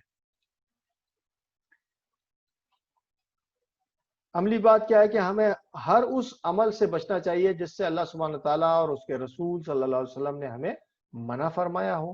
ساتھ ساتھ ہمیں اس بات کی بھی جو ہے وہ ٹرائی کرنی چاہیے، اسٹرگل کرتے رہنی چاہیے کہ دین کی تعلیمات اور احکامات میں باطل اور ناحق باتوں کو شامل نہ ہونے دیا جائے۔ یعنی جو چیزیں صحیح نہیں ہیں، جو چیزیں حق نہیں ہیں، جو چیزیں بالکل ہی دنیا کی بنائی ہوئی روایات ہیں، ان سے ہٹ کر کے ہمیں جو دین کی صحیح باتیں ہیں ان پہ عمل کرنا چاہیے، اور جو باطل ہیں، باطل کا مطلب جو جھوٹی باتیں ہیں ان کو نگیٹ کرنا چاہیے ہمیں۔ ٹھیک ہے، علم و عمل کی کیا بات ہے کہ ہمیں دین کی دعوت بالکل واضح طور پر پیش کرنی چاہیے۔ سورہ کافرون کی پہلی آیت یہی ہے۔ پھر اللہ سبحانہ تعالیٰ کی عبادت سے انکار کرنا کفر ہے۔ اللہ سبحانہ تعالیٰ کی عبادت میں کسی کو بھی شریک نہیں کیا جا سکتا۔ پھر دین کے معاملات میں حق و باطل کی دوستی ممکن نہیں ہے، یعنی دین کے معاملات جو پیرامیٹرز ہیں، جو اصول ہیں، جو پرنسپلز ہیں، اللہ سبحانہ تعالیٰ نے اور اللہ کے رسول نے ہم کو بتا دیے، اس میں کوئی جو ہے وہ ہینکی پینکی نہیں ہے، اس پہ کوئی کمپرومائز نہیں ہے، اس پہ کوئی جو ہے وہ اس کو ہم جو ہے وہ حق کو باطل کے ساتھ نہیں ملا سکتے، اور یہ ممکن ہی نہیں ہے، تو اس کی کوئی بھی دوستی ہو ہی نہیں سکتی باطل کے ساتھ حق کی باتوں کی۔ پھر ہے کہ جو لغوی اعتبار سے دین کا مفہوم ہے قانون اور طریقہ، تو قانون اور طریقہ کیا ہے کہ اصلاحی اعتبار سے دین کا مفہوم یہ ہے کہ اللہ سبحانہ تعالیٰ کا مخلوق کے لیے عطا کردہ قانون اور طریقہ زندگی، یعنی اگر اللہ تعالیٰ نے ہم کو رہنے کا طریقہ، قانون اور زندگی بتائی، جس کو آج کے دور میں ہم کہتے ہیں یہ ہمارے لیے سسٹم ہے، لائف کا سسٹم ہے، تو لائف کا سسٹم اسی طریقے سے اللہ رب العزت نے جو ہے وہ ہم کو دیا ہے، یہی دین کے پیرامیٹرز ہیں، یہی دین کے اصول ہیں، یہی دین کے پرنسپلز ہیں جن کے اوپر ہم کو کام کرنا چاہیے۔ اوکے، ہوپ کہ آپ کو یہ بات سمجھ آئی ہو، اور اب جو ہے وہ اذان شاید ہو رہی ہے تو ہم نماز پڑھنے کا وقفہ کرتے ہیں، 10 منٹ کا وقفہ کر کے ہم آتے ہیں۔ اس 10 منٹ کے وقفے میں آپ کو جو ہے وہ ایک ویڈیو جو ہے وہ میں شیئر کر دیتا ہوں، تو اس کو دیکھ لیجئے گا۔ تو 1 منٹ۔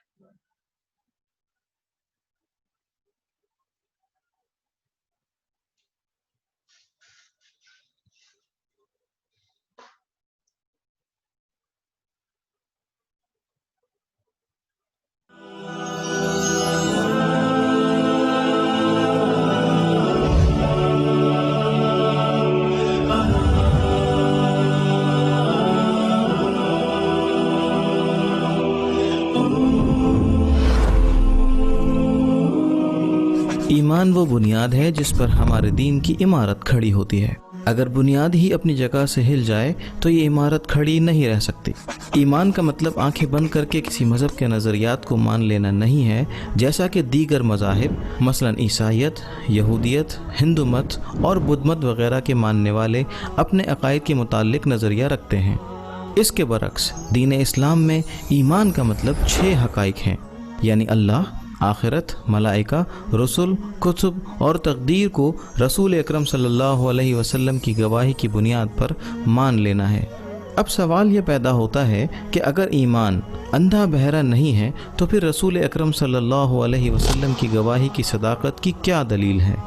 پہلی دلیل جو رسولوں کی زندگی میں موجود ہوتی تھی وہ ان کا صادق اور امین کردار تھا، جب وہ اپنے براہ راست تجربے کی بنیاد پر یہ دعویٰ کرتے تھے کہ ان کا خدا یعنی اللہ ہی سچا خدا ہے، اور آخرت، ملائکہ، سابقہ انبیاء اور رسل، سابقہ کتب سماویہ اور تقدیر برحق ہیں، تو ان حقائق کے وجود پر ایک مبرہن دلیل ہوتی تھی۔ اللہ تعالیٰ نے واقعہ معراج کے متعلق مشرکین مکہ سے فرمایا تھا، افتمارونہ علی ما یری، کیا تم اس سے اس کے متعلق جھگڑتے ہو جو اس کا دیکھا دکھایا ہے؟ دوسری دلیل جو انبیاء علیہم السلام اپنی شہادت کی تصدیق کے لیے بإذن اللہ پیش کیا کرتے تھے، ان کے وہ معجزات تھے جن کو وہ ایک کھلے چیلنج کے ساتھ پیش کرتے تھے۔ موسیٰ علیہ السلام نے فرعون کے دربار میں اپنی رسالت کی حقانیت کے طور پر اللہ کے حکم سے 2 بڑے معجزات پیش کیے۔ وہ اپنا عصا پھینکتے تھے جو ایک بڑے اژدہے کی صورت اختیار کر لیتا تھا، اور جب اسے واپس اٹھاتے تو دوبارہ لاٹھی بن جاتا۔ اپنے ہاتھ کو بغل میں ڈال کر نکالتے تو وہ چمک اٹھتا تھا، اور جب واپس ڈالتے تو روشنی جاتی رہتی۔ یہی معاملہ عیسیٰ علیہ السلام کا تھا، جو اللہ کی اذن سے مٹی کی مورتی میں پھونک مارتے تو وہ زندہ ہو جاتی۔ آپ بچپن سے لگے ہوئے برس اور اندھے پن جیسے مرائض کو صحیح کر دیتے تھے۔ آپ مردے کو زندہ کر دیتے تھے۔ غرض یہ کہ تمام رسول علیہم السلام کو اللہ تعالیٰ نے رسولوں کی اپنی اور ان کے رب کی حقانیت ثابت کرنے کے لیے معجزات عطا کیے۔ لقد ارسلنا رسلنا بالبینات۔ اب سوال یہ ہے کہ کیا آج اللہ کا کوئی معجزہ موجود ہے جسے چیلنج کے ساتھ پیش کیا جا سکے؟ تو اس کا جواب یقیناً اثبات میں ہے، اور وہ ہے قرآن حکیم، جسے اللہ تعالیٰ نے خاتم النبیین رسول اکرم صلی اللہ علیہ وسلم کو ہی نہیں بلکہ ان کی امت کو بھی عطا کیا، اور جو تاحال برقرار ہے اور بإذن اللہ تا قیام قیامت تک برقرار رہے گا۔ اور اس پر اللہ کا چیلنج سورۃ البقرہ کی آیات 23 اور 24 میں جامع طور پر یوں پیش کیا گیا ہے، وَإِن كُنتُمْ فِي رَيْبٍ مِّمَّا نَزَّلْنَا عَلَىٰ عَبْدِنَا، اور اگر تم کو اس کتاب میں جو ہم نے اپنے بندے محمد صلی اللہ علیہ وسلم پر نازل فرمائی ہے ذرا سا بھی شک ہے، فَأْتُوا بِسُورَةٍ مِّن مِّثْلِهِ، تو جاؤ اور اس طرح کی ایک صورت تم بھی بنا لاؤ. وَادْعُوا شُهَدَاءَكُم مِّن دُونِ اللَّهِ، اور اللہ کے سوا جس کو مدد کے لیے پکارنا چاہتے ہو پکار لو. ان کنتم صادقین، اگر تم واقعی سچے ہو. مطلب یہ ہے کہ معلوم تو تمہیں بھی ہے کہ تم ایسا نہیں کر سکتے. فَإِن لَّمْ تَفْعَلُوا، لیکن اگر تم ایسا نہ کر سکے. وَلَن تَفْعَلُوا، اور سن لو کہ تم ایسا ہرگز نہ کر سکو گے. فَاتَّقُوا النَّارَ الَّتِي وَقُودُهَا النَّاسُ وَالْحِجَارَةُ، تو ڈرو اس آگ سے جس کا ایندھن آدمی اور پتھر ہوں گے. اعدت للکافرین، جو کافروں کے لیے تیار کی گئی ہے. یہ ایسا چیلنج ہے جو 1400 سال سے کائنات کی وسعتوں میں گونج رہا ہے اور کوئی نہیں جو اس کا جواب دے سکے. اس چیلنج کا پورا نہ ہو سکنا اس بات پر شاہد ہے کہ یہ ایسا ناممکن عمل ہے جس کو صرف سچا خدا یعنی اللہ ہی پیش کر سکتا ہے. اس سے یہ بھی ثابت ہو جاتا ہے کہ وہ خدا واحد ہے، کیونکہ اگر اس کے علاوہ کوئی اور خدا ہوتے تو وہ اس چیلنج کو کب کا پورا کر چکے ہوتے. چنانچہ قرآن مجید وہ معجزہ الہی ہے کہ جس کے ہوتے ہوئے بھی کوئی اللہ یا دین اسلام کو نہیں مانتا تو اسے ایسا کرنے کا کوئی حق نہیں ہے. سبحان اللہ والحمد للہ ولا الہ الا اللہ.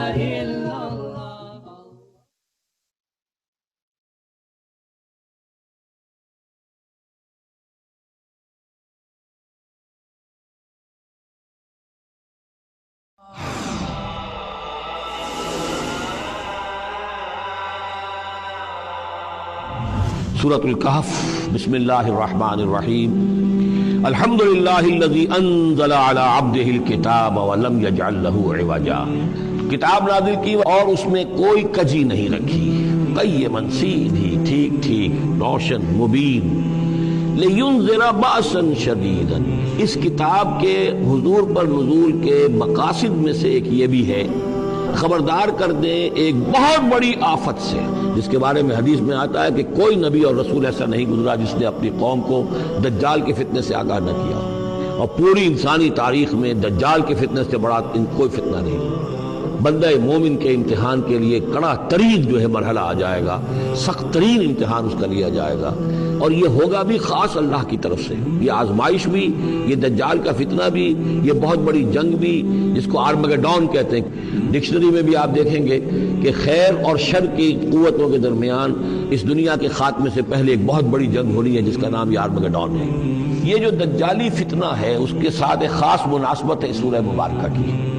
احادیث میں آتا ہے کہ دجالی فتنے کے اثرات سے بچنے کے لیے اس سورہ مبارکہ سے ذہنی اور قلبی رشتہ مفید ہے. اس کی تلاوت کرتے رہنا، خاص طور پر جمعے کے روز. دجالی فتنہ اصل میں کیا ہے سمجھ لیجئے کہ ایک تو ہے دجالی فتنہ بالعموم. دجل کہتے ہیں فریب کو.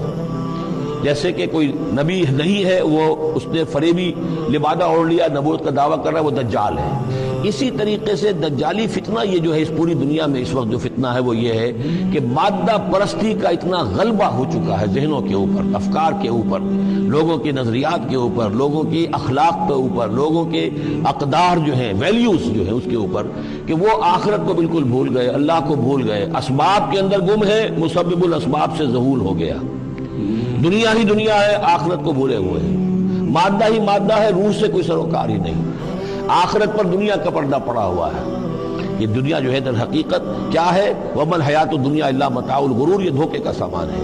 اصل زندگی کو اس نے ڈھانپا ہوا ہے. ہم نے یہ سمجھ لیا کہ زندگی یہی ہے، اسی کے لیے بھاگ دوڑ، محنت، صبح و شام، اسی کے مستقبل کی فکر ہے، لیکن اصل زندگی اس کی کوئی فکر ہی نہیں ہے. سبحان اللہ والحمد للہ ولا الہ الا اللہ. اللہ اکبر ولا حول ولا قوة الا باللہ.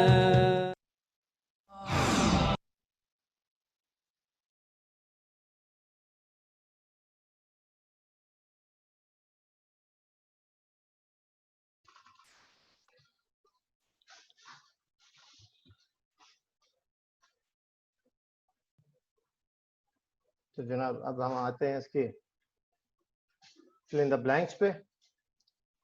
فل ان دا بلینکس کیا ہے؟ سب سے پہلے جو ہے ہمیں ڈیش کی دعوت مکمل بالکل واضح طور پر پیش کرنی چاہیے. تو کون سی دعوت؟ ہمیں دین کی دعوت جو ہے وہ واضح طور پہ دینی چاہیے. بالکل یہ پہلے والے پوائنٹ جو ہے اگر آپ دیکھیں گے تو. بیٹا حمزہ بار بار اس کو ویڈیو کو آن نہ کیجئے. ہمیں دین کی دعوت بالکل واضح طور پر پیش کرنی چاہیے. ٹھیک ہے.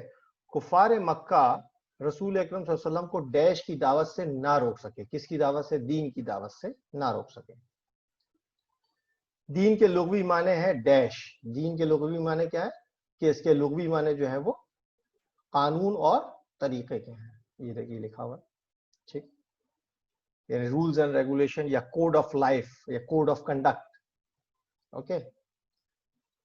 دین کے معاملے میں حق و باطل کی ڈیش ممکن نہیں ہے. تو حق و باطل کی دوستی ممکن نہیں ہے. پھر حضور نبی کریم صلی اللہ علیہ وسلم نماز وتر کی دوسری رکعت میں ڈیش کی تلاوت فرماتے تھے، سورہ ماؤن کی، سورہ کافرون کی. یہ آپ کا ہوم ورک ہے کہ یہ کالم نمبر الف سے کالم نمبر بے کے جو سینٹنسز ہیں، اسٹیٹمنٹس ہیں، ان کو آپ کو ملا کر لکھنا ہے. جیسے تمہارے لیے تمہارا دین اور میرے لیے میرا دین. ٹھیک ہے نا. اللہ سبحانہ تعالیٰ کے ساتھ کسی اور کی عبادت کرنے کو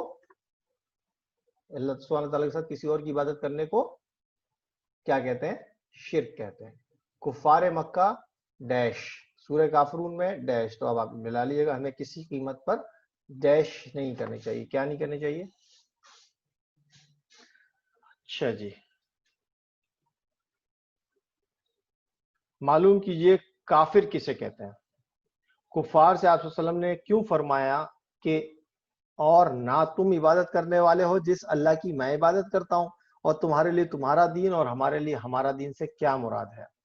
ان تینوں سوالات کو واضح طور پہ آپ ذرا دیکھیے گا کہ کیا ہیں تین سوالات. ایک سوال کیا تھا کہ کفار کافر کیسے کہتا ہے. ٹھیک ہے نا. کفار سے مراد کیا ہے؟ پھر کفار سے آپ نے نبی صلی اللہ علیہ وسلم نے کیا کہا کہ تمہارے لیے تمہارا دین، اور تم جس کی عبادت کرتے ہو تم میرے اللہ کی عبادت تو کرو گے نہیں، اور تمہارے لیے تمہارا دین اور ہمارے لیے ہمارا دین. سوچئے آپ اپنے سارے کام بہت اچھے طریقے سے کرتے ہیں، سب لوگ آپ سے خوش بھی ہیں، لیکن آپ کا کوئی ہم جماعت کبھی آپ کو کسی اچھے کام کو چھوڑ کر برے کام کرنے کو کہتا ہے جس سے لوگ ناراض ہو سکتے ہیں. تو ایسی صورت میں آپ کیا کریں گے؟ تو اگر کوئی شخص کوئی بھی، میں آپ کو بتاؤں، دیکھیے اللہ سبحانہ تعالیٰ نبی کریم صلی اللہ علیہ وسلم کے بعد اگر کسی کا حق بنتا ہے دنیا میں تو وہ ہے والدین کا، آپ کے اپنے پیرنٹس کا. لیکن اگر آپ کے پیرنٹس بھی اللہ رب العزت کے بتائے ہوئے طریقے کے اوپر چلنے کو منع کریں تو اللہ تعالیٰ نے کیا فرمایا کہ ان سے بھی اس معاملے کے اندر اس بات کو ہٹا کر کے اللہ اور اس کے رسول کی طرف ہی آپ کو بات کو ماننا ہے. جب اتنا بڑا حکم جو ہے وہ اور لوگوں کو، اولاد کو اپنے ماں باپ کے لیے ہے، تو ایسا کیسے ہو سکتا ہے کہ صرف دوستی کے اندر ہمارے لیے، جو ہمارے اسکول میں ہماری کلاس کے اندر کوئی بچہ جو ہے وہ ہم کو کہے کہ جو ہے نا یہ بات چھوڑو اور اس طرح کرو، یعنی فرض کریں نماز کا وقت ہو گیا، اذان ہو رہی ہے، وہ کہہ رہا نہیں جی میرے ساتھ کھیلو، ابھی نماز نہیں پڑھو. تو یہ کیسے ہو سکتا ہے کہ آپ اس کی بات کو مان لیں؟ ٹھیک ہے نا. تو یہ ممکن ہی نہیں ہے. پھر یہ کوشچن آنسر ہے، کوشچن آنسر میں پڑھ دے رہا ہوں. اس صورت میں جو آیت دہرائی گئی ہے اس کا ترجمہ لکھیں. تو آیت کون سی دہرائی گئی ہے اگر آپ دیکھیے میں دوبارہ دکھا دیتا ہوں آپ کو. قل یا الکافرون لا اعبد ما تعبدون ولا انتم عابدون ما اعبد ولا انا عابد ما عبدتم ولا انتم عابدون ما اعبد. تو دیکھیے یہ پوری کی پوری آیت جو ہے وہ دوبارہ سے دہرا دی گئی. تو اس لیے لکم دینکم ولی دین. تو یہ وہ آیت ہے جس کا ترجمہ جو کیا ہے کہ نہ تم عبادت کرنے والے ہو جس اللہ کی میں عبادت کرتا ہوں. پھر کیسے یہ بات ہو سکتی ہے؟ تو یہ وہ ترجمہ وہاں پہ لکھ لیجیے گا. اس صورت میں سرداران قریش نے اللہ سبحانہ تعالیٰ کے رسول صلی اللہ علیہ وسلم سے کیا مطالبہ کیا تھا؟ انہوں نے what was the demand from کفار مکہ. سرداران قریش مینز جو ان کے جو چیفز تھے، what was there demand from نبی کریم صلی اللہ علیہ وسلم.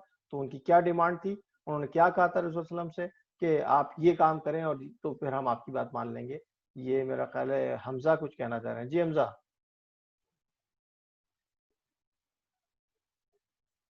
جی حمزہ مقصر آپ کچھ کہنا چاہ رہے ہیں؟ مجھے آتا ہے کوشچن. جی بتائیے.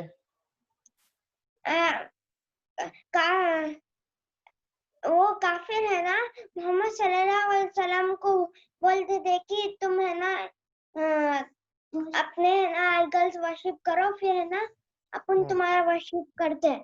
جی 1 ایئر تک آپ ہمارے جو ہے وہ آئیڈلس کی ورشپ کریں تو پھر ہم آپ کے جو ہے وہ اللہ کی عبادت کریں گے. ٹھیک ہے, یہ مطالبہ تھا ان کا جو کہ نبی کریم صلی اللہ علیہ وسلم نے منع کر دیا تھا. گڈ. کہہ تھرڈ ہے کہ اس صورت میں حضور نبی کریم صلی اللہ علیہ وسلم نے کس کی عبادت سے انکار فرمایا؟ تو انہوں نے کہا کہ جن بتوں کی تم عبادت کرتے ہو ان کی میں عبادت نہیں کرتا, کبھی نہیں کر سکتا. اس صورت کو ترجمے کے ساتھ یاد کرنا ہے آپ نے, نیکسٹ ٹائم میں آپ لوگوں سے سنوں گا بھی. ٹھیک ہے, چلیں جی نیکسٹ چیپٹر پہ چلتے ہیں. نیکسٹ چیپٹر جو ہے سورہ نصر ہے. سورہ نصر جو ہے وہ سورہ جس کے اندر جو ہے وہ فتح مکہ کا ذکر بھی ہے. فتح مکہ کیا تھی آپ کو پتا ہے کہ نبی کریم صلی اللہ علیہ وسلم جو ہے وہ 9 سے 10 سال جو گزارے انہوں نے مکے میں گزارے, اس کے بعد جو ہے وہ چلے گئے مدینہ منورہ. تو یہ جو دور تھا کہ جہاں پر جو ہے نبی کریم صلی اللہ علیہ وسلم نے اپنا بیشتر وقت جو ہے وہ مکہ میں گزارا, اس کے بعد مدینہ منورہ ہجرت کر گئے. پھر مدینے سے جو ہے وہ پورا اسلام کا جو ہے وہ دین جو ہے وہ پھیلنا شروع ہوا, اور اس کے بعد نبی کریم صلی اللہ علیہ وسلم نے اپنے جو ہے مدینے کے دور کو پورا کرنے کے بعد جو ہے مکہ کی طرف جو ہے دوبارہ واپس آئے ہیں اور وہاں پر آ کے مکے کو فتح کیا, یعنی وکٹری کی وہاں پر. تو اس وکٹری کے ساتھ جو فتوحات ہوئیں تو اس میں طریقہ کار پہلے یہی ہوتا تھا کہ جب جو ہے وہ وہاں پہ عرب کا جو طریقہ تھا وہ تو ٹرائبل سارٹ آف لیونگ تھا ان کا. تو اس ٹرائبل سارٹ آف لیونگ کے اندر وہ کیا کرتے تھے کہ جو ٹرائب کا سب سے بڑا چیف ہوتا تھا, جو بھی چیف جو ہے وہ دین یا مذہب وہ اختیار کرتا تھا تو سارے کا سارا ٹرائب بھی اس کے پیچھے پیچھے چلتا تھا. تو یہاں پہ بھی ایسے ہی تھا معاملہ کہ جب انہوں نے فتح مکہ کر لی تو جو مکہ کے تمام ٹرائبز تھے ان کے تمام چھوٹے چھوٹے آئیڈلز جو تھے وہ انہوں نے کہاں رکھے ہوئے تھے؟ وہ تو انہوں نے رکھے ہوئے تھے خانہ کعبہ کے اندر لا کر کے. تو خانہ کعبہ اسی لیے جو ہے وہ ہم نے سورہ ماؤن میں آپ کو بتایا بھی تھا کہ اللہ رب العزت نے ان سے کہا ہے کہ یہ تم جو کرتے ہو اس رب کے اس گھر کے رب کی عبادت کرو, گھر کی عبادت کرنے کی ضرورت نہیں ہے. کہ گھر کو پوجنے سے کیا فائدہ کہ تم اس رب کی بات نہیں مان رہے. تو یہاں پہ یہ تھا کہ جب فتح مکہ ہو گئی تو وہ جو سارے کے سارے ٹرائبز تھے انہوں نے دیکھ لیا کہ یہ تو اب جو ہے وہ ان کے پاس جو ہے وہ زور بھی آ گیا اور دین جو ہے وہ یہی حق ہے. تو پھر جو ان کے چیف تھے وہ بھی جو ہے وہ ایمان قبول کرنے لگے اور پھر سارے کے سارے ٹرائب جو ہے وہ ایمان کی طرف آنے لگے. تو وہی اسی لیے یہاں پر جو ہے فوج در فوج کا ذکر ہوا ہے کہ لوگ جو ہے نا بڑی تعداد میں جو ہے وہ آ کر اسلام جو ہے وہ قبول کر رہے تھے. تو کہہ رہے ہیں اس میں نبی کریم صلی اللہ علیہ وسلم کی حیات مبارکہ کے آخری دور میں جو ہے میں نے آپ کو بتایا کہ نازل ہوئی ہے. اس میں بتایا گیا کہ اہل ایمان کو کہ فتح مکہ کے ساتھ ساتھ اور بھی فتوحات تمہیں جو ہے وہ حاصل ہوں گی اور اللہ سبحانہ تعالیٰ کا دین جو ہے وہ غالب ہو کر رہے گا. لوگ بڑی تعداد میں اللہ سبحانہ تعالیٰ کے دین میں داخل ہوں گے. اس صورت میں رسول اکرم صلی اللہ علیہ وسلم کے جو اہم ان کا مقصد تھا, جو ان کا مشن تھا, جو موٹیو تھا, اس کے بارے میں کہ دین اسلام جو ہے وہ غالب ہو جانے کا ذکر کیا گیا. آخر میں آپ صلی اللہ علیہ وسلم کو اللہ سبحانہ تعالیٰ کی جو ہے وہ حمد و ثنا یعنی تسبیح کرنے کا اور استغفار کرنے کی تلقین فرمائی گئی ہے. ام المومنین حضرت عائشہ صدیقہ رضی اللہ تعالیٰ عنہ فرماتی ہیں کہ حضور اکرم صلی اللہ علیہ وسلم اپنے رکوع اور سجدوں میں کثرت سے سبحانک اللہم ربنا وبحمدک اللہم اغفر لی, اے رب ہمارے رب تیری ذات پاک ہے اور تیری ہم کے ساتھ ہی ہم تیری تسبیح بیان کرتے ہیں, اے اللہ تو مجھے بخش دے پڑھتے تھے. یعنی یہ پورا ہم تو کرتے ہیں صرف سبحان رب الاعلیٰ. تو اللہ نبی کریم صلی اللہ علیہ وسلم جو ہے وہ یہ زیادہ تر پڑھا کرتے ہیں سبحانک اللہم ربنا وبحمدک اللہم اغفر لی. فرمان نبی صلی اللہ علیہ وسلم ہے کہ ہر تسبیح سبحان اللہ کہنا صدقہ ہے, ہر تکبیر اللہ اکبر کہنا صدقہ ہے, ہر تحمید الحمدللہ کہنا صدقہ ہے, ہر تحلیل لا الہ الا اللہ کہنا صدقہ ہے. یہ صحیح بخاری کی اور صحیح مسلم کی حدیثوں میں سے. تو اب اس سورت کو پڑھ لیتے ہیں. سورہ جو ہے وہ جی سمیحہ کیا کہہ رہی ہیں؟ اعوذ باللہ من الشیطان الرجیم بسم اللہ الرحمن الرحیم اذا جاء نصر اللہ والفتح ورأيت الناس يدخلون في دين الله أفواجا فسبح بحمد ربك واستغفر إنه كان توابا. صدق اللہ العظیم. چلیں جی اب اگر میں نے پڑھوانا شروع کیا تو پھر یہ آگے یہ چیپٹر ختم نہیں ہوگا, یہ تو آپ ڈائریکٹ شروع ہو گئی سمیہ. اچھا جی تو یہ اس کے اندر کیا ہے؟ اعوذ باللہ من الشیطان الرجیم بسم اللہ الرحمن الرحیم. میں اللہ کی پناہ میں آتا ہوں شیطان مردود سے. بسم اللہ الرحمن الرحیم, اللہ کے نام سے شروع جو بڑا مہربان نہایت رحم فرمانے والا ہے. اذا جاء نصر اللہ والفتح ورأيت الناس يدخلون في دین اللہ افواجا. اذا جاء نصر اللہ والفتح, اے نبی صلی اللہ علیہ وسلم جب اللہ کی مدد اور فتح آ جائے. مائک کیوں کھولے ہوئے آپ لوگوں نے؟ کسی نے مائک کھولا ہوا ہے؟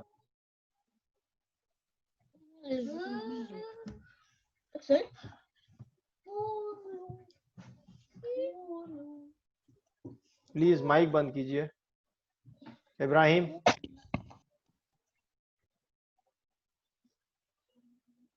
اذا جاء نصر اللہ والفتح، اے نبی صلی اللہ علیہ وسلم جب اللہ کی مدد اور فتح آ جائے، ورأیت الناس يدخلون فی دین اللہ افواجا، یعنی جب آپ کو اللہ کی مدد مل جائے گی اور آپ کو فتح ہو جائے گی، فتح کا مطلب وکٹری ہو جائے گی، اور آپ جو ہے ان جگہوں کو پا لیں گے، تو ورأیت الناس يدخلون فی دین اللہ افواجا، تو پھر آپ لوگوں کو دیکھیں گے کہ وہ لوگ فوج در فوج، یعنی گروپ کی صورت میں بہت سارے لوگ جو ہے وہ اللہ کے دین میں داخل ہو رہے ہوں گے.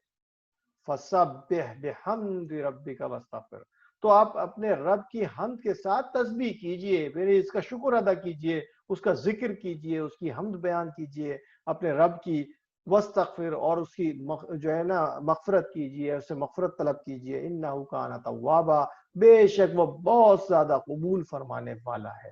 تو یہ ہے اس سورت کا ٹرانسلیشن.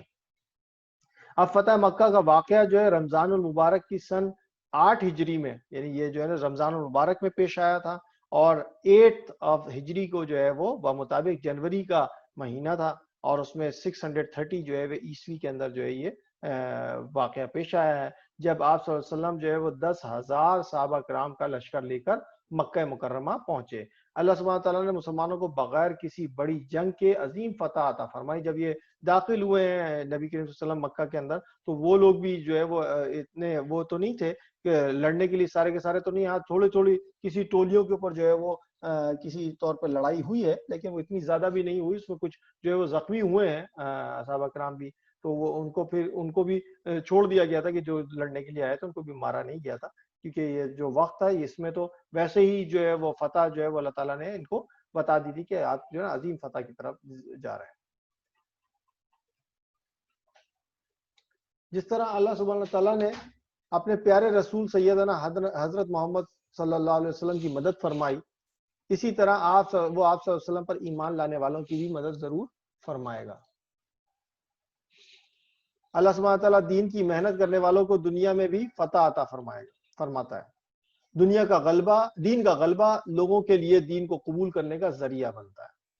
اللہ سبحانہ تعالیٰ اپنے بندوں پر بہت مہربان ہے، وہ ان کی توبہ کو بہت زیادہ قبول فرمانے والا ہے. ہمیں اللہ سبحانہ تعالیٰ کی تسبیح، حمد اور استغفار کا کثرت سے اہتمام کرنا چاہیے، ہمیں زیادہ کرنا چاہیے. جب آپ بچے بھی اگر فارغ بیٹھے ہوتے ہیں کسی وقت، تو اس وقت آپ کو بھی ذکر کرتے رہنا چاہیے. آپ جو ہے وہ استغفر اللہ پڑھیں، آپ اس وقت اللہ اکبر پڑھیں، اس وقت سبحان اللہ کی تسبیح پڑھیں. تو یہ آج کل تو یہ بڑا معاملہ ہو گیا ہے کہ ہم صرف اور صرف کیا ہے، ذرا سا وقت ملے ٹیب میں گھس جائیں یا گیم میں گھس جائیں. تو اس چیزوں سے نکل کے اللہ رب العزت کا شکر ادا کرنے کا طریقہ اس کا ذکر بھی ہے، اس میں اندر اپنے آپ کو جو ہے وہ انوالو کریں.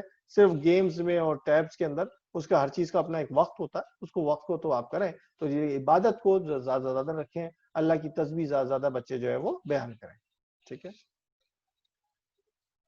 جب اللہ سبحانہ تعالیٰ انسان کو اس کے مقصد میں کامیاب فرمائے تو اسے چاہیے کہ کامیابی پر اترانے کے بجائے اللہ سبحانہ تعالیٰ کا فضل سمجھے، اللہ سبحانہ تعالیٰ کا شکر بھی ادا کرے اور اپنے گناہوں پر بخشش کا سوال بھی کرتا رہے. تو جب یہ کرتا رہے گا تو اس کے دل میں جو ہے وہ کوئی غرور نہیں آئے گا، پراؤڈینس نہیں آئے گی.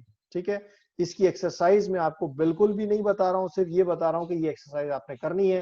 پہلا ایک اسٹیٹمنٹ کو دوسرے اسٹیٹمنٹ سے ملانے کا ہے، الف کو بے سے. تو پہلا میں کیا لکھا ہوا ہے، سورہ نصر میں اللہ سبحانہ تعالیٰ کی مدد، سورہ نصر میں دیگر فتوحات کے ساتھ، پھر فتح مکہ کے بعد لوگ اللہ سبحانہ تعالیٰ کے، پھر سورہ نصر میں اللہ سبحانہ تعالیٰ کی تسبیح کرنے، اور فتح مکہ کے موقع پر آپ صلی اللہ علیہ وسلم. تو یہ سارے کے سارے آپ کو ملانے ہیں کالم نمبر 20 سے کہ 10,000 صحابہ کرام کا لشکر لے کر مکہ مکرمہ پہنچے.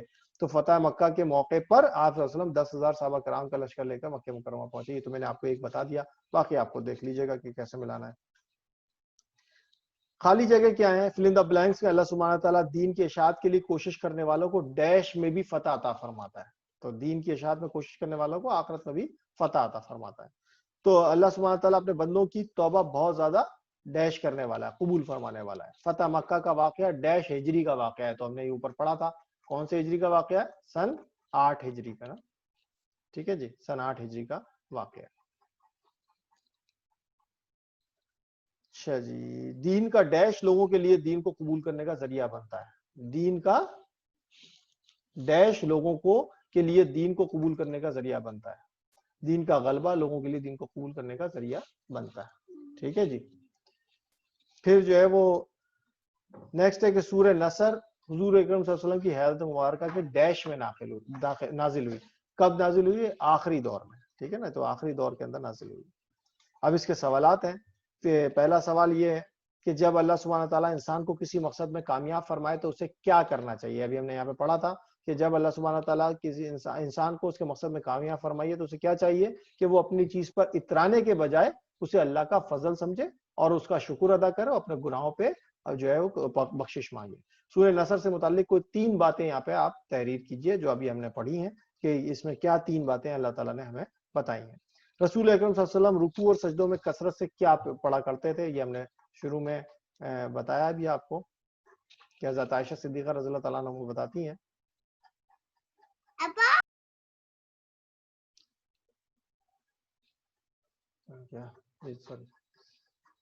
حضرت عائشہ صدیقہ رضی اللہ تعالیٰ عنہ فرماتی کہ کثرت سے جو سبحانک اللہم ربنا وبحمدک اللہم اغفر لی جو ہے وہ پڑھا کرتے تھے نبی کے صلی اللہ علیہ وسلم.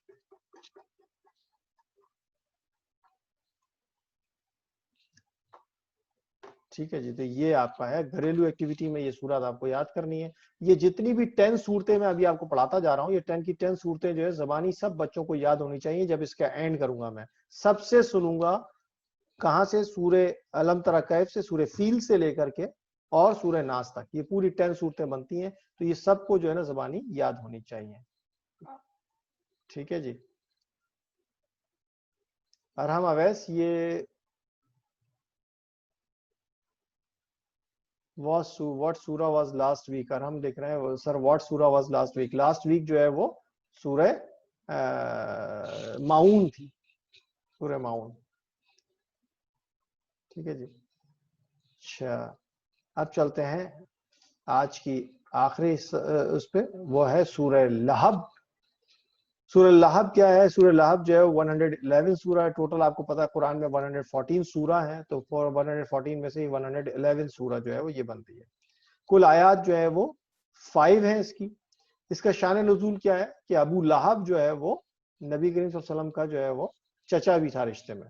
ٹھیک ہے نا، جو چچا تھا تو اس نے جو ہے وہ سب سے زیادہ جو ہے وہ نبی کریم صلی اللہ علیہ وسلم کے ساتھ گستاخی بھی بہت کی. اور اس کی بیوی جو تھی وہ تھی بیوی ام جمیل کہلاتی ہیں. اس کے بیٹے کا نام جمیل تھا تو ام جمیل جو ہے وہ اس کی بیوی تھی. تو ان کی دونوں کی جو ہے مذمت اس میں کی گئی ہے. تو یہ نبی کریم صلی اللہ علیہ وسلم کو بہت تنگ کرتے تھے اور اسی وجہ سے اس کے ساتھ جو ہے وہ اکثر جو ہے وہ حضرت حمزہ رضی اللہ تعالیٰ عنہ کا جو ہے وہ جھگڑا بھی ہوا کرتا تھا کیونکہ دونوں بھائی تھے. تو اس صورت میں اللہ سبحانہ تعالیٰ کے حبیب صلی اللہ علیہ وسلم کے دشمنوں کا انجام بیان ہوا ہے. انہیں دنیا اور آخرت میں ناکامی کی خبر دی گئی ہے. جب آپ صلی اللہ علیہ وسلم کو اللہ سبحانہ تعالیٰ نے علانیہ اسلام کی دعوت دینے کا حکم فرمایا تو آپ صلی اللہ علیہ وسلم صفا کے پہاڑ پر تشریف لے گئے اور آپ صلی اللہ علیہ وسلم نے اس دور کے طریقے کے مطابق لوگوں کو پکار کر جمع فرمایا. جب لوگ جمع ہو گئے تو آپ صلی اللہ علیہ وسلم نے فرمایا اے لوگوں، اگر میں تم سے یہ کہوں کہ اس پہاڑ کے پیچھے ایک فوج ہے جو تم پر حملہ کرنا چاہتی ہے تو کیا تم میری بات کا یقین کرو گے؟ اچھا یہ عرب کا طریقہ کار بھی یہی تھا اس زمانے میں کہ عرب کے اندر کسی کو کوئی اطلاع دینی ہوتی تھی، کوئی چیز کے بارے میں بتانا ہوتا تھا تو وہ کیا کرتے پہاڑ پہ کھڑے ہو جاتے تھے اور اپنی قمیض وغیرہ اتار دیتے تھے اور اس کے بعد چیخ چیخ کے لوگوں کو بلاتے تھے کہ ہمارے ساتھ ایسا ہو گیا، فلاں ہو گیا. جانوروں کے جو ہے نا کان چیر دیتے تھے، اس کے اوپر کٹ مار دیتے تھے. لیکن نبی کریم صلی اللہ علیہ وسلم نے وہ روایت تو برقرار رکھی کہ پہاڑ پہ کھڑے ہوئے کیونکہ ایک بلند مقام تھا، ایک اونچی جگہ تھی اور وہاں سے لوگوں کو پکارا. تو یہ بات یہاں پر جو ہے وہ اللہ تعالیٰ نے کوٹ کی کہ صفا کی پہاڑی. صفا کون سی پہاڑی ہے؟ صفا و مروہ آپ کو پتا ہے. جب ہم جاتے ہیں عمرے پہ اور وہاں پہ تو عمرے کے دوران جو ہے وہ 2 پہاڑیوں کے درمیان ہم کو صحیح کرنی ہوتی ہے، وہ صحیح صفا مروہ کے پہاڑ ہے. تو صفا کا ایک پہاڑ ہے جو بڑا پہاڑ ہے اور مروہ کا چھوٹا پہاڑ ہے. تو صفا کے پہاڑ پہ کھڑے ہو گئے اور وہاں پہ نبی کریم صلی اللہ علیہ وسلم نے لوگوں کو آواز دی. تو جب لوگوں کو آواز دی تو یہ ابو لہب بھی کہیں بیٹھا ہوگا اپنے کسی کام میں، وہاں سے وہ بھی اٹھ کے بھاگا وہاں پر آیا. تو وہاں پر آیا تو نبی کریم صلی اللہ علیہ وسلم نے جو ہے نا لوگوں کو جواب دیا اور کہا کہ کیا میں تم سے یہ کہوں کہ اس پہاڑ کے پیچھے سے تمہارے اوپر فوج جو حملہ کرنے والی، تو کیا تم میری اس بات کو مانو گے؟ تو لوگوں نے کہا کہ بالکل مانیں گے کیونکہ آپ نے کبھی جھوٹ نہیں کہا، آپ ہمیشہ سے سچے ہیں. تو یہ تو یہاں پہ ان کی صداقت کا جو ہے نا سب نے اقرار کر لیا. جب سب نے کنفیشن کر لیا تو آپ صلی اللہ علیہ وسلم نے فرمایا کہ لوگوں ایک اللہ سبحانہ تعالیٰ کی عبادت کرو. میں اللہ سبحانہ تعالیٰ کا رسول ہوں صلی اللہ علیہ وسلم اور تمہیں آخرت کے انجام سے ڈرانے آیا ہوں. اس پر آپ صلی اللہ علیہ وسلم کا جو سگا چچا ابو لہب تھا، جو میں نے بتایا کہ حمزہ اور ان کا مطلب یہ دونوں چچا تھے، ابو طالب کا بھائی تھے یہ، تو یہ کہہ رہے ہیں کہ ابو لہب ناراض ہو کر بولا کہ تمہارے لیے ہلاکت ہو، معاذ اللہ کہ تم نے ہمیں اس لیے یہاں پہ جمع کیا. یعنی وہ اس بات کو سمجھ کر اس نے جو ہے وہ ان کی بات کا، نبی کریم صلی اللہ علیہ وسلم کی بات کا جو ہے انکار کیا، اور بڑے دھڑلے سے جو ہے اس پورے کے پورے سب کے درمیان جو ہے نا اس نے اس کو اس طرح سے بولا. تو ابو لہب کی طرف سے رسول اکرم صلی اللہ علیہ وسلم کی اس گستاخی کرنے پر اللہ سبحانہ تعالیٰ نے سورت کو نازل فرمایا، اور جس میں جو ہے وہ ابو لہب کے اور اس کی بیوی ام جمیل کی سخت مذمت کی گئی ہے. ام جمیل آپ صلی اللہ علیہ وسلم کے راستے میں جو ہے وہ کانٹے بچھاتی تھی اور اس کو اور چغلی کھا کر آپ صلی اللہ علیہ وسلم کو تکلیفیں پہنچایا کرتی تھی. اور آپ صلی اللہ علیہ وسلم نے اللہ سبحانہ تعالیٰ نے ابو لہب اور اس کی بیوی دونوں کو دنیا اور آخرت میں شدید عذاب کی عبرت جو ہے وہ دی ہے. تو اعوذ باللہ من الشیطان الرجیم، بسم اللہ الرحمن الرحیم. تبت یدا ابی لہب وتب، ابو لہب کے دونوں ہاتھ ٹوٹ جائیں اور وہ ہلاک ہو جائیں. اور یہی حالت رہی کہ وہ جب جو ہے وہ مرا ہے تو اس کی یہی حالت رہی کہ ابو لہب کو جو ہے نا دونوں ہاتھ ٹوٹ جائیں، وہ ہلاک ہو. ما اغنی عنہ مالہ وما کسب، نہ اس کا مال اس کے کچھ کام آیا اور نہ ہی اس نے جو کمایا، یعنی جو کچھ اس نے دنیا کے اندر کیا تو اس کے مال نے اس کو کیا بچا لیا. سیصلی نارا ذات لہب، جو وہ جلد شعلوں والی آگ میں جلے گا، یعنی اس کو جہنم میں ڈالا جائے گا تو وہاں پر جو شعلوں والی آگ ہوگی. تو صرف اس کو ہی نہیں ڈالا جائے گا بلکہ وامراتہ، اور اس کی بیوی بھی آگ میں ہوگی. حمالۃ الحطب، لکڑیاں ایندھن اٹھائے پھرتی رہنے والی لکڑیاں اس کے اندر ہوں گی. یعنی یہ آگ جو جل رہی ہوگی جہنم کی، اس کے اندر یہ جو ہے لکڑیاں اٹھائے ایندھن کی پھرتی ہوں گی، یعنی اپنے ساتھ ساتھ اپنے میاں کو بھی لے کے جائے گی تو وہ جہنم کی جو ایندھن بنے گی. فی جیدہا حبل من مسد، اور اس کی گردن میں کھجور کی چھال کی بٹی ہوئی رسی ہوگی. جس طریقے سے جانور کو ڈالتے ہیں نا پٹا ڈال کر کے گھسیٹا جاتا، تو اس طریقے سے اللہ تعالیٰ نے فرمایا کہ جو کھجور کی چھال ہوتی ہے، جو ڈیٹس کا جو ٹری ہے اس کی جو چھال ہے، اس سے جو ہے وہ اس کی گردن میں پٹا ہوگا، اور اس پٹے سے جو ہے رسی وہ اتنی مضبوط ہوتی ہے کہ وہ ٹوٹتی نہیں ہے. تو کہتے ہیں اس کے جو ہے نا رسی کے ساتھ جو ہے اس کو بانٹ کے گھسیٹا جائے گا. اب اس کی بات کیا ہے کہ دنیاوی مال دولت عزت شان شوکت کا نتیجہ جو ذریعہ نہیں سمجھنا چاہیے، بلکہ یاد رکھنا چاہیے کہ ایمان اور نیک اعمال ہی اللہ سبحانہ تعالیٰ کے فضل سے نجات کا ذریعہ بنیں گے. اور اس کا جو سوال و جواب میں پہلے ہم علم و عمل پڑھ لیتے ہیں، اور سوال و جواب میں آپ لوگوں پہ چھوڑ دوں گا، یہ آپ لوگ کر کے دیں گے سارے کے سارے. یہ آپ کا اسائنمنٹ ہے نیکسٹ ٹائم کا، پورا کا پورا اسائنمنٹ. اس کو میں کچھ بھی نہیں بتاؤں گا، سورہ تبت یدا کو جو ہے نا آپ نے کرنا ہے. تو اللہ سبحانہ تعالیٰ اور اس کے رسول صلی اللہ علیہ وسلم کے دشمن دنیا اور آخرت میں تباہ اور برباد ہو جائیں گے، یعنی ان کا تباہ برباد ہونے والے ہیں. یہ آیت نمبر 1 میں بتایا ہے. اللہ سبحانہ تعالیٰ اپنے رسول صلی اللہ علیہ وسلم کے گستاخوں کو خود جواب اور عبرتناک سزا دیتا ہے.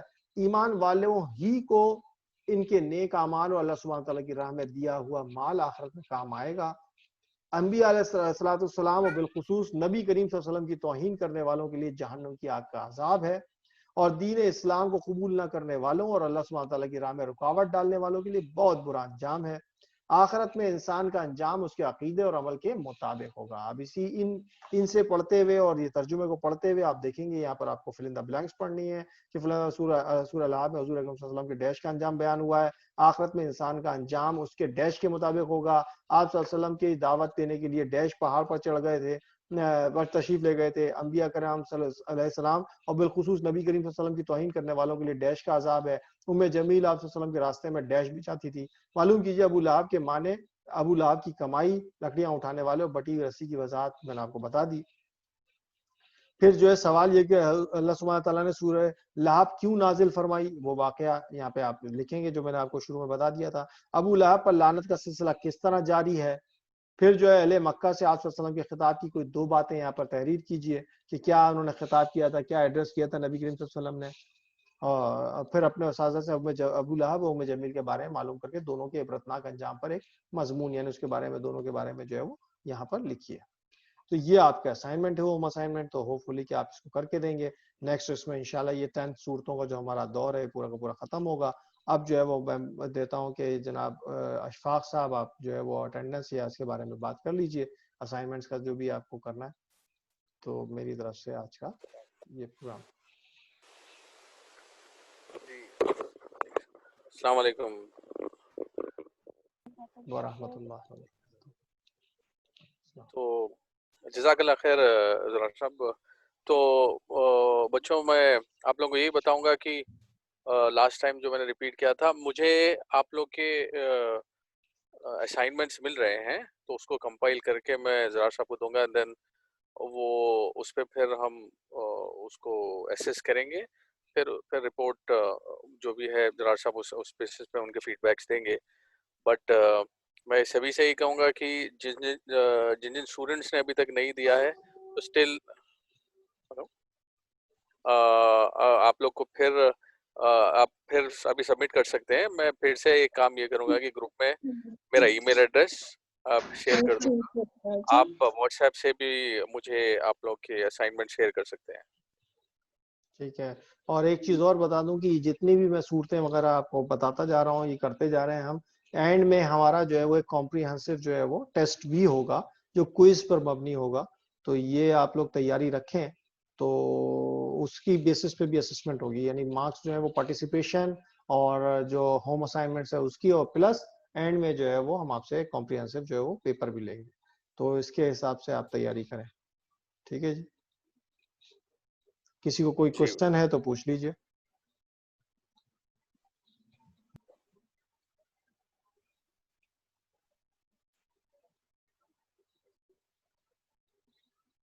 ठीक है जी। ठीक है जी, तो फिर हम इस पे एंड करते हैं आज। वाखिर दावाना अनिल हम्दुलिल्लाहि रब्बिल आलमीन। अब्दुल्ला कुछ रेज हैंड्स कर रहे हैं। जी अब्दुल्ला। जी सर, मैंने बताना था कि मैं पिछले हफ्ते एब्सेंट था, तो इस वजह से मैंने जो अपनी दोनों असाइनमेंट्स हैं पिछले हफ्ते की भी और उससे पिछले हफ्ते की मैंने इकट्ठे भेज दी हैं। और सर मैंने एक बात पूछनी थी कि माउन की भी असाइनमेंट थी। जी जी, मैंने कहा था कि जिस तरह मैंने अभी सूरह लहब की असाइनमेंट मैंने आपको बताए बगैर सिर्फ ये कह दिया था कि इसकी सारी की सारी असाइनमेंट आपने खुद करनी है, तो सूरह माउन में भी मैंने असाइनमेंट में यही कहा था कि मैंने बढ़ा दी है आपको, आपने ये पूरी असाइनमेंट खुद करनी है। यही मैंने ओके किया सर, था। मैं आपको फिर माउन और आज की इकट्ठी भेज दूंगा। ठीक है, ठीक है। ओके सर, मेरा एक क्वेश्चन है टॉपिक से रिलेटेड, ये फतेह मक्का के बारे में है। जी सर कुरैश तो बहुत मतलब बहुत रुतबे वाला कबीला था अरब में।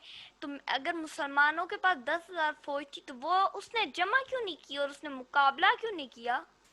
सिर्फ मक्का में कुरैश तो नहीं थे ना बेटा, और भी तो लोग थे ना। कुरैश मक्का तो कहा जाता है ना, सिर्फ कुरैश नहीं थे वहां पे, और भी थे। और जब आप देखिए फतेह मक्का हुई है तो नबी करीम सल्लल्लाहु अलैहि वसल्लम जब दाखिल हुए तो नबी करीम सल्लल्लाहु अलैहि वसल्लम ने सबसे पहले यही ऐलान किया कि जिसने जो है वो अबू सुफियान के घर में जो है वो पनाह ली, वो फिर अमन में आ गया।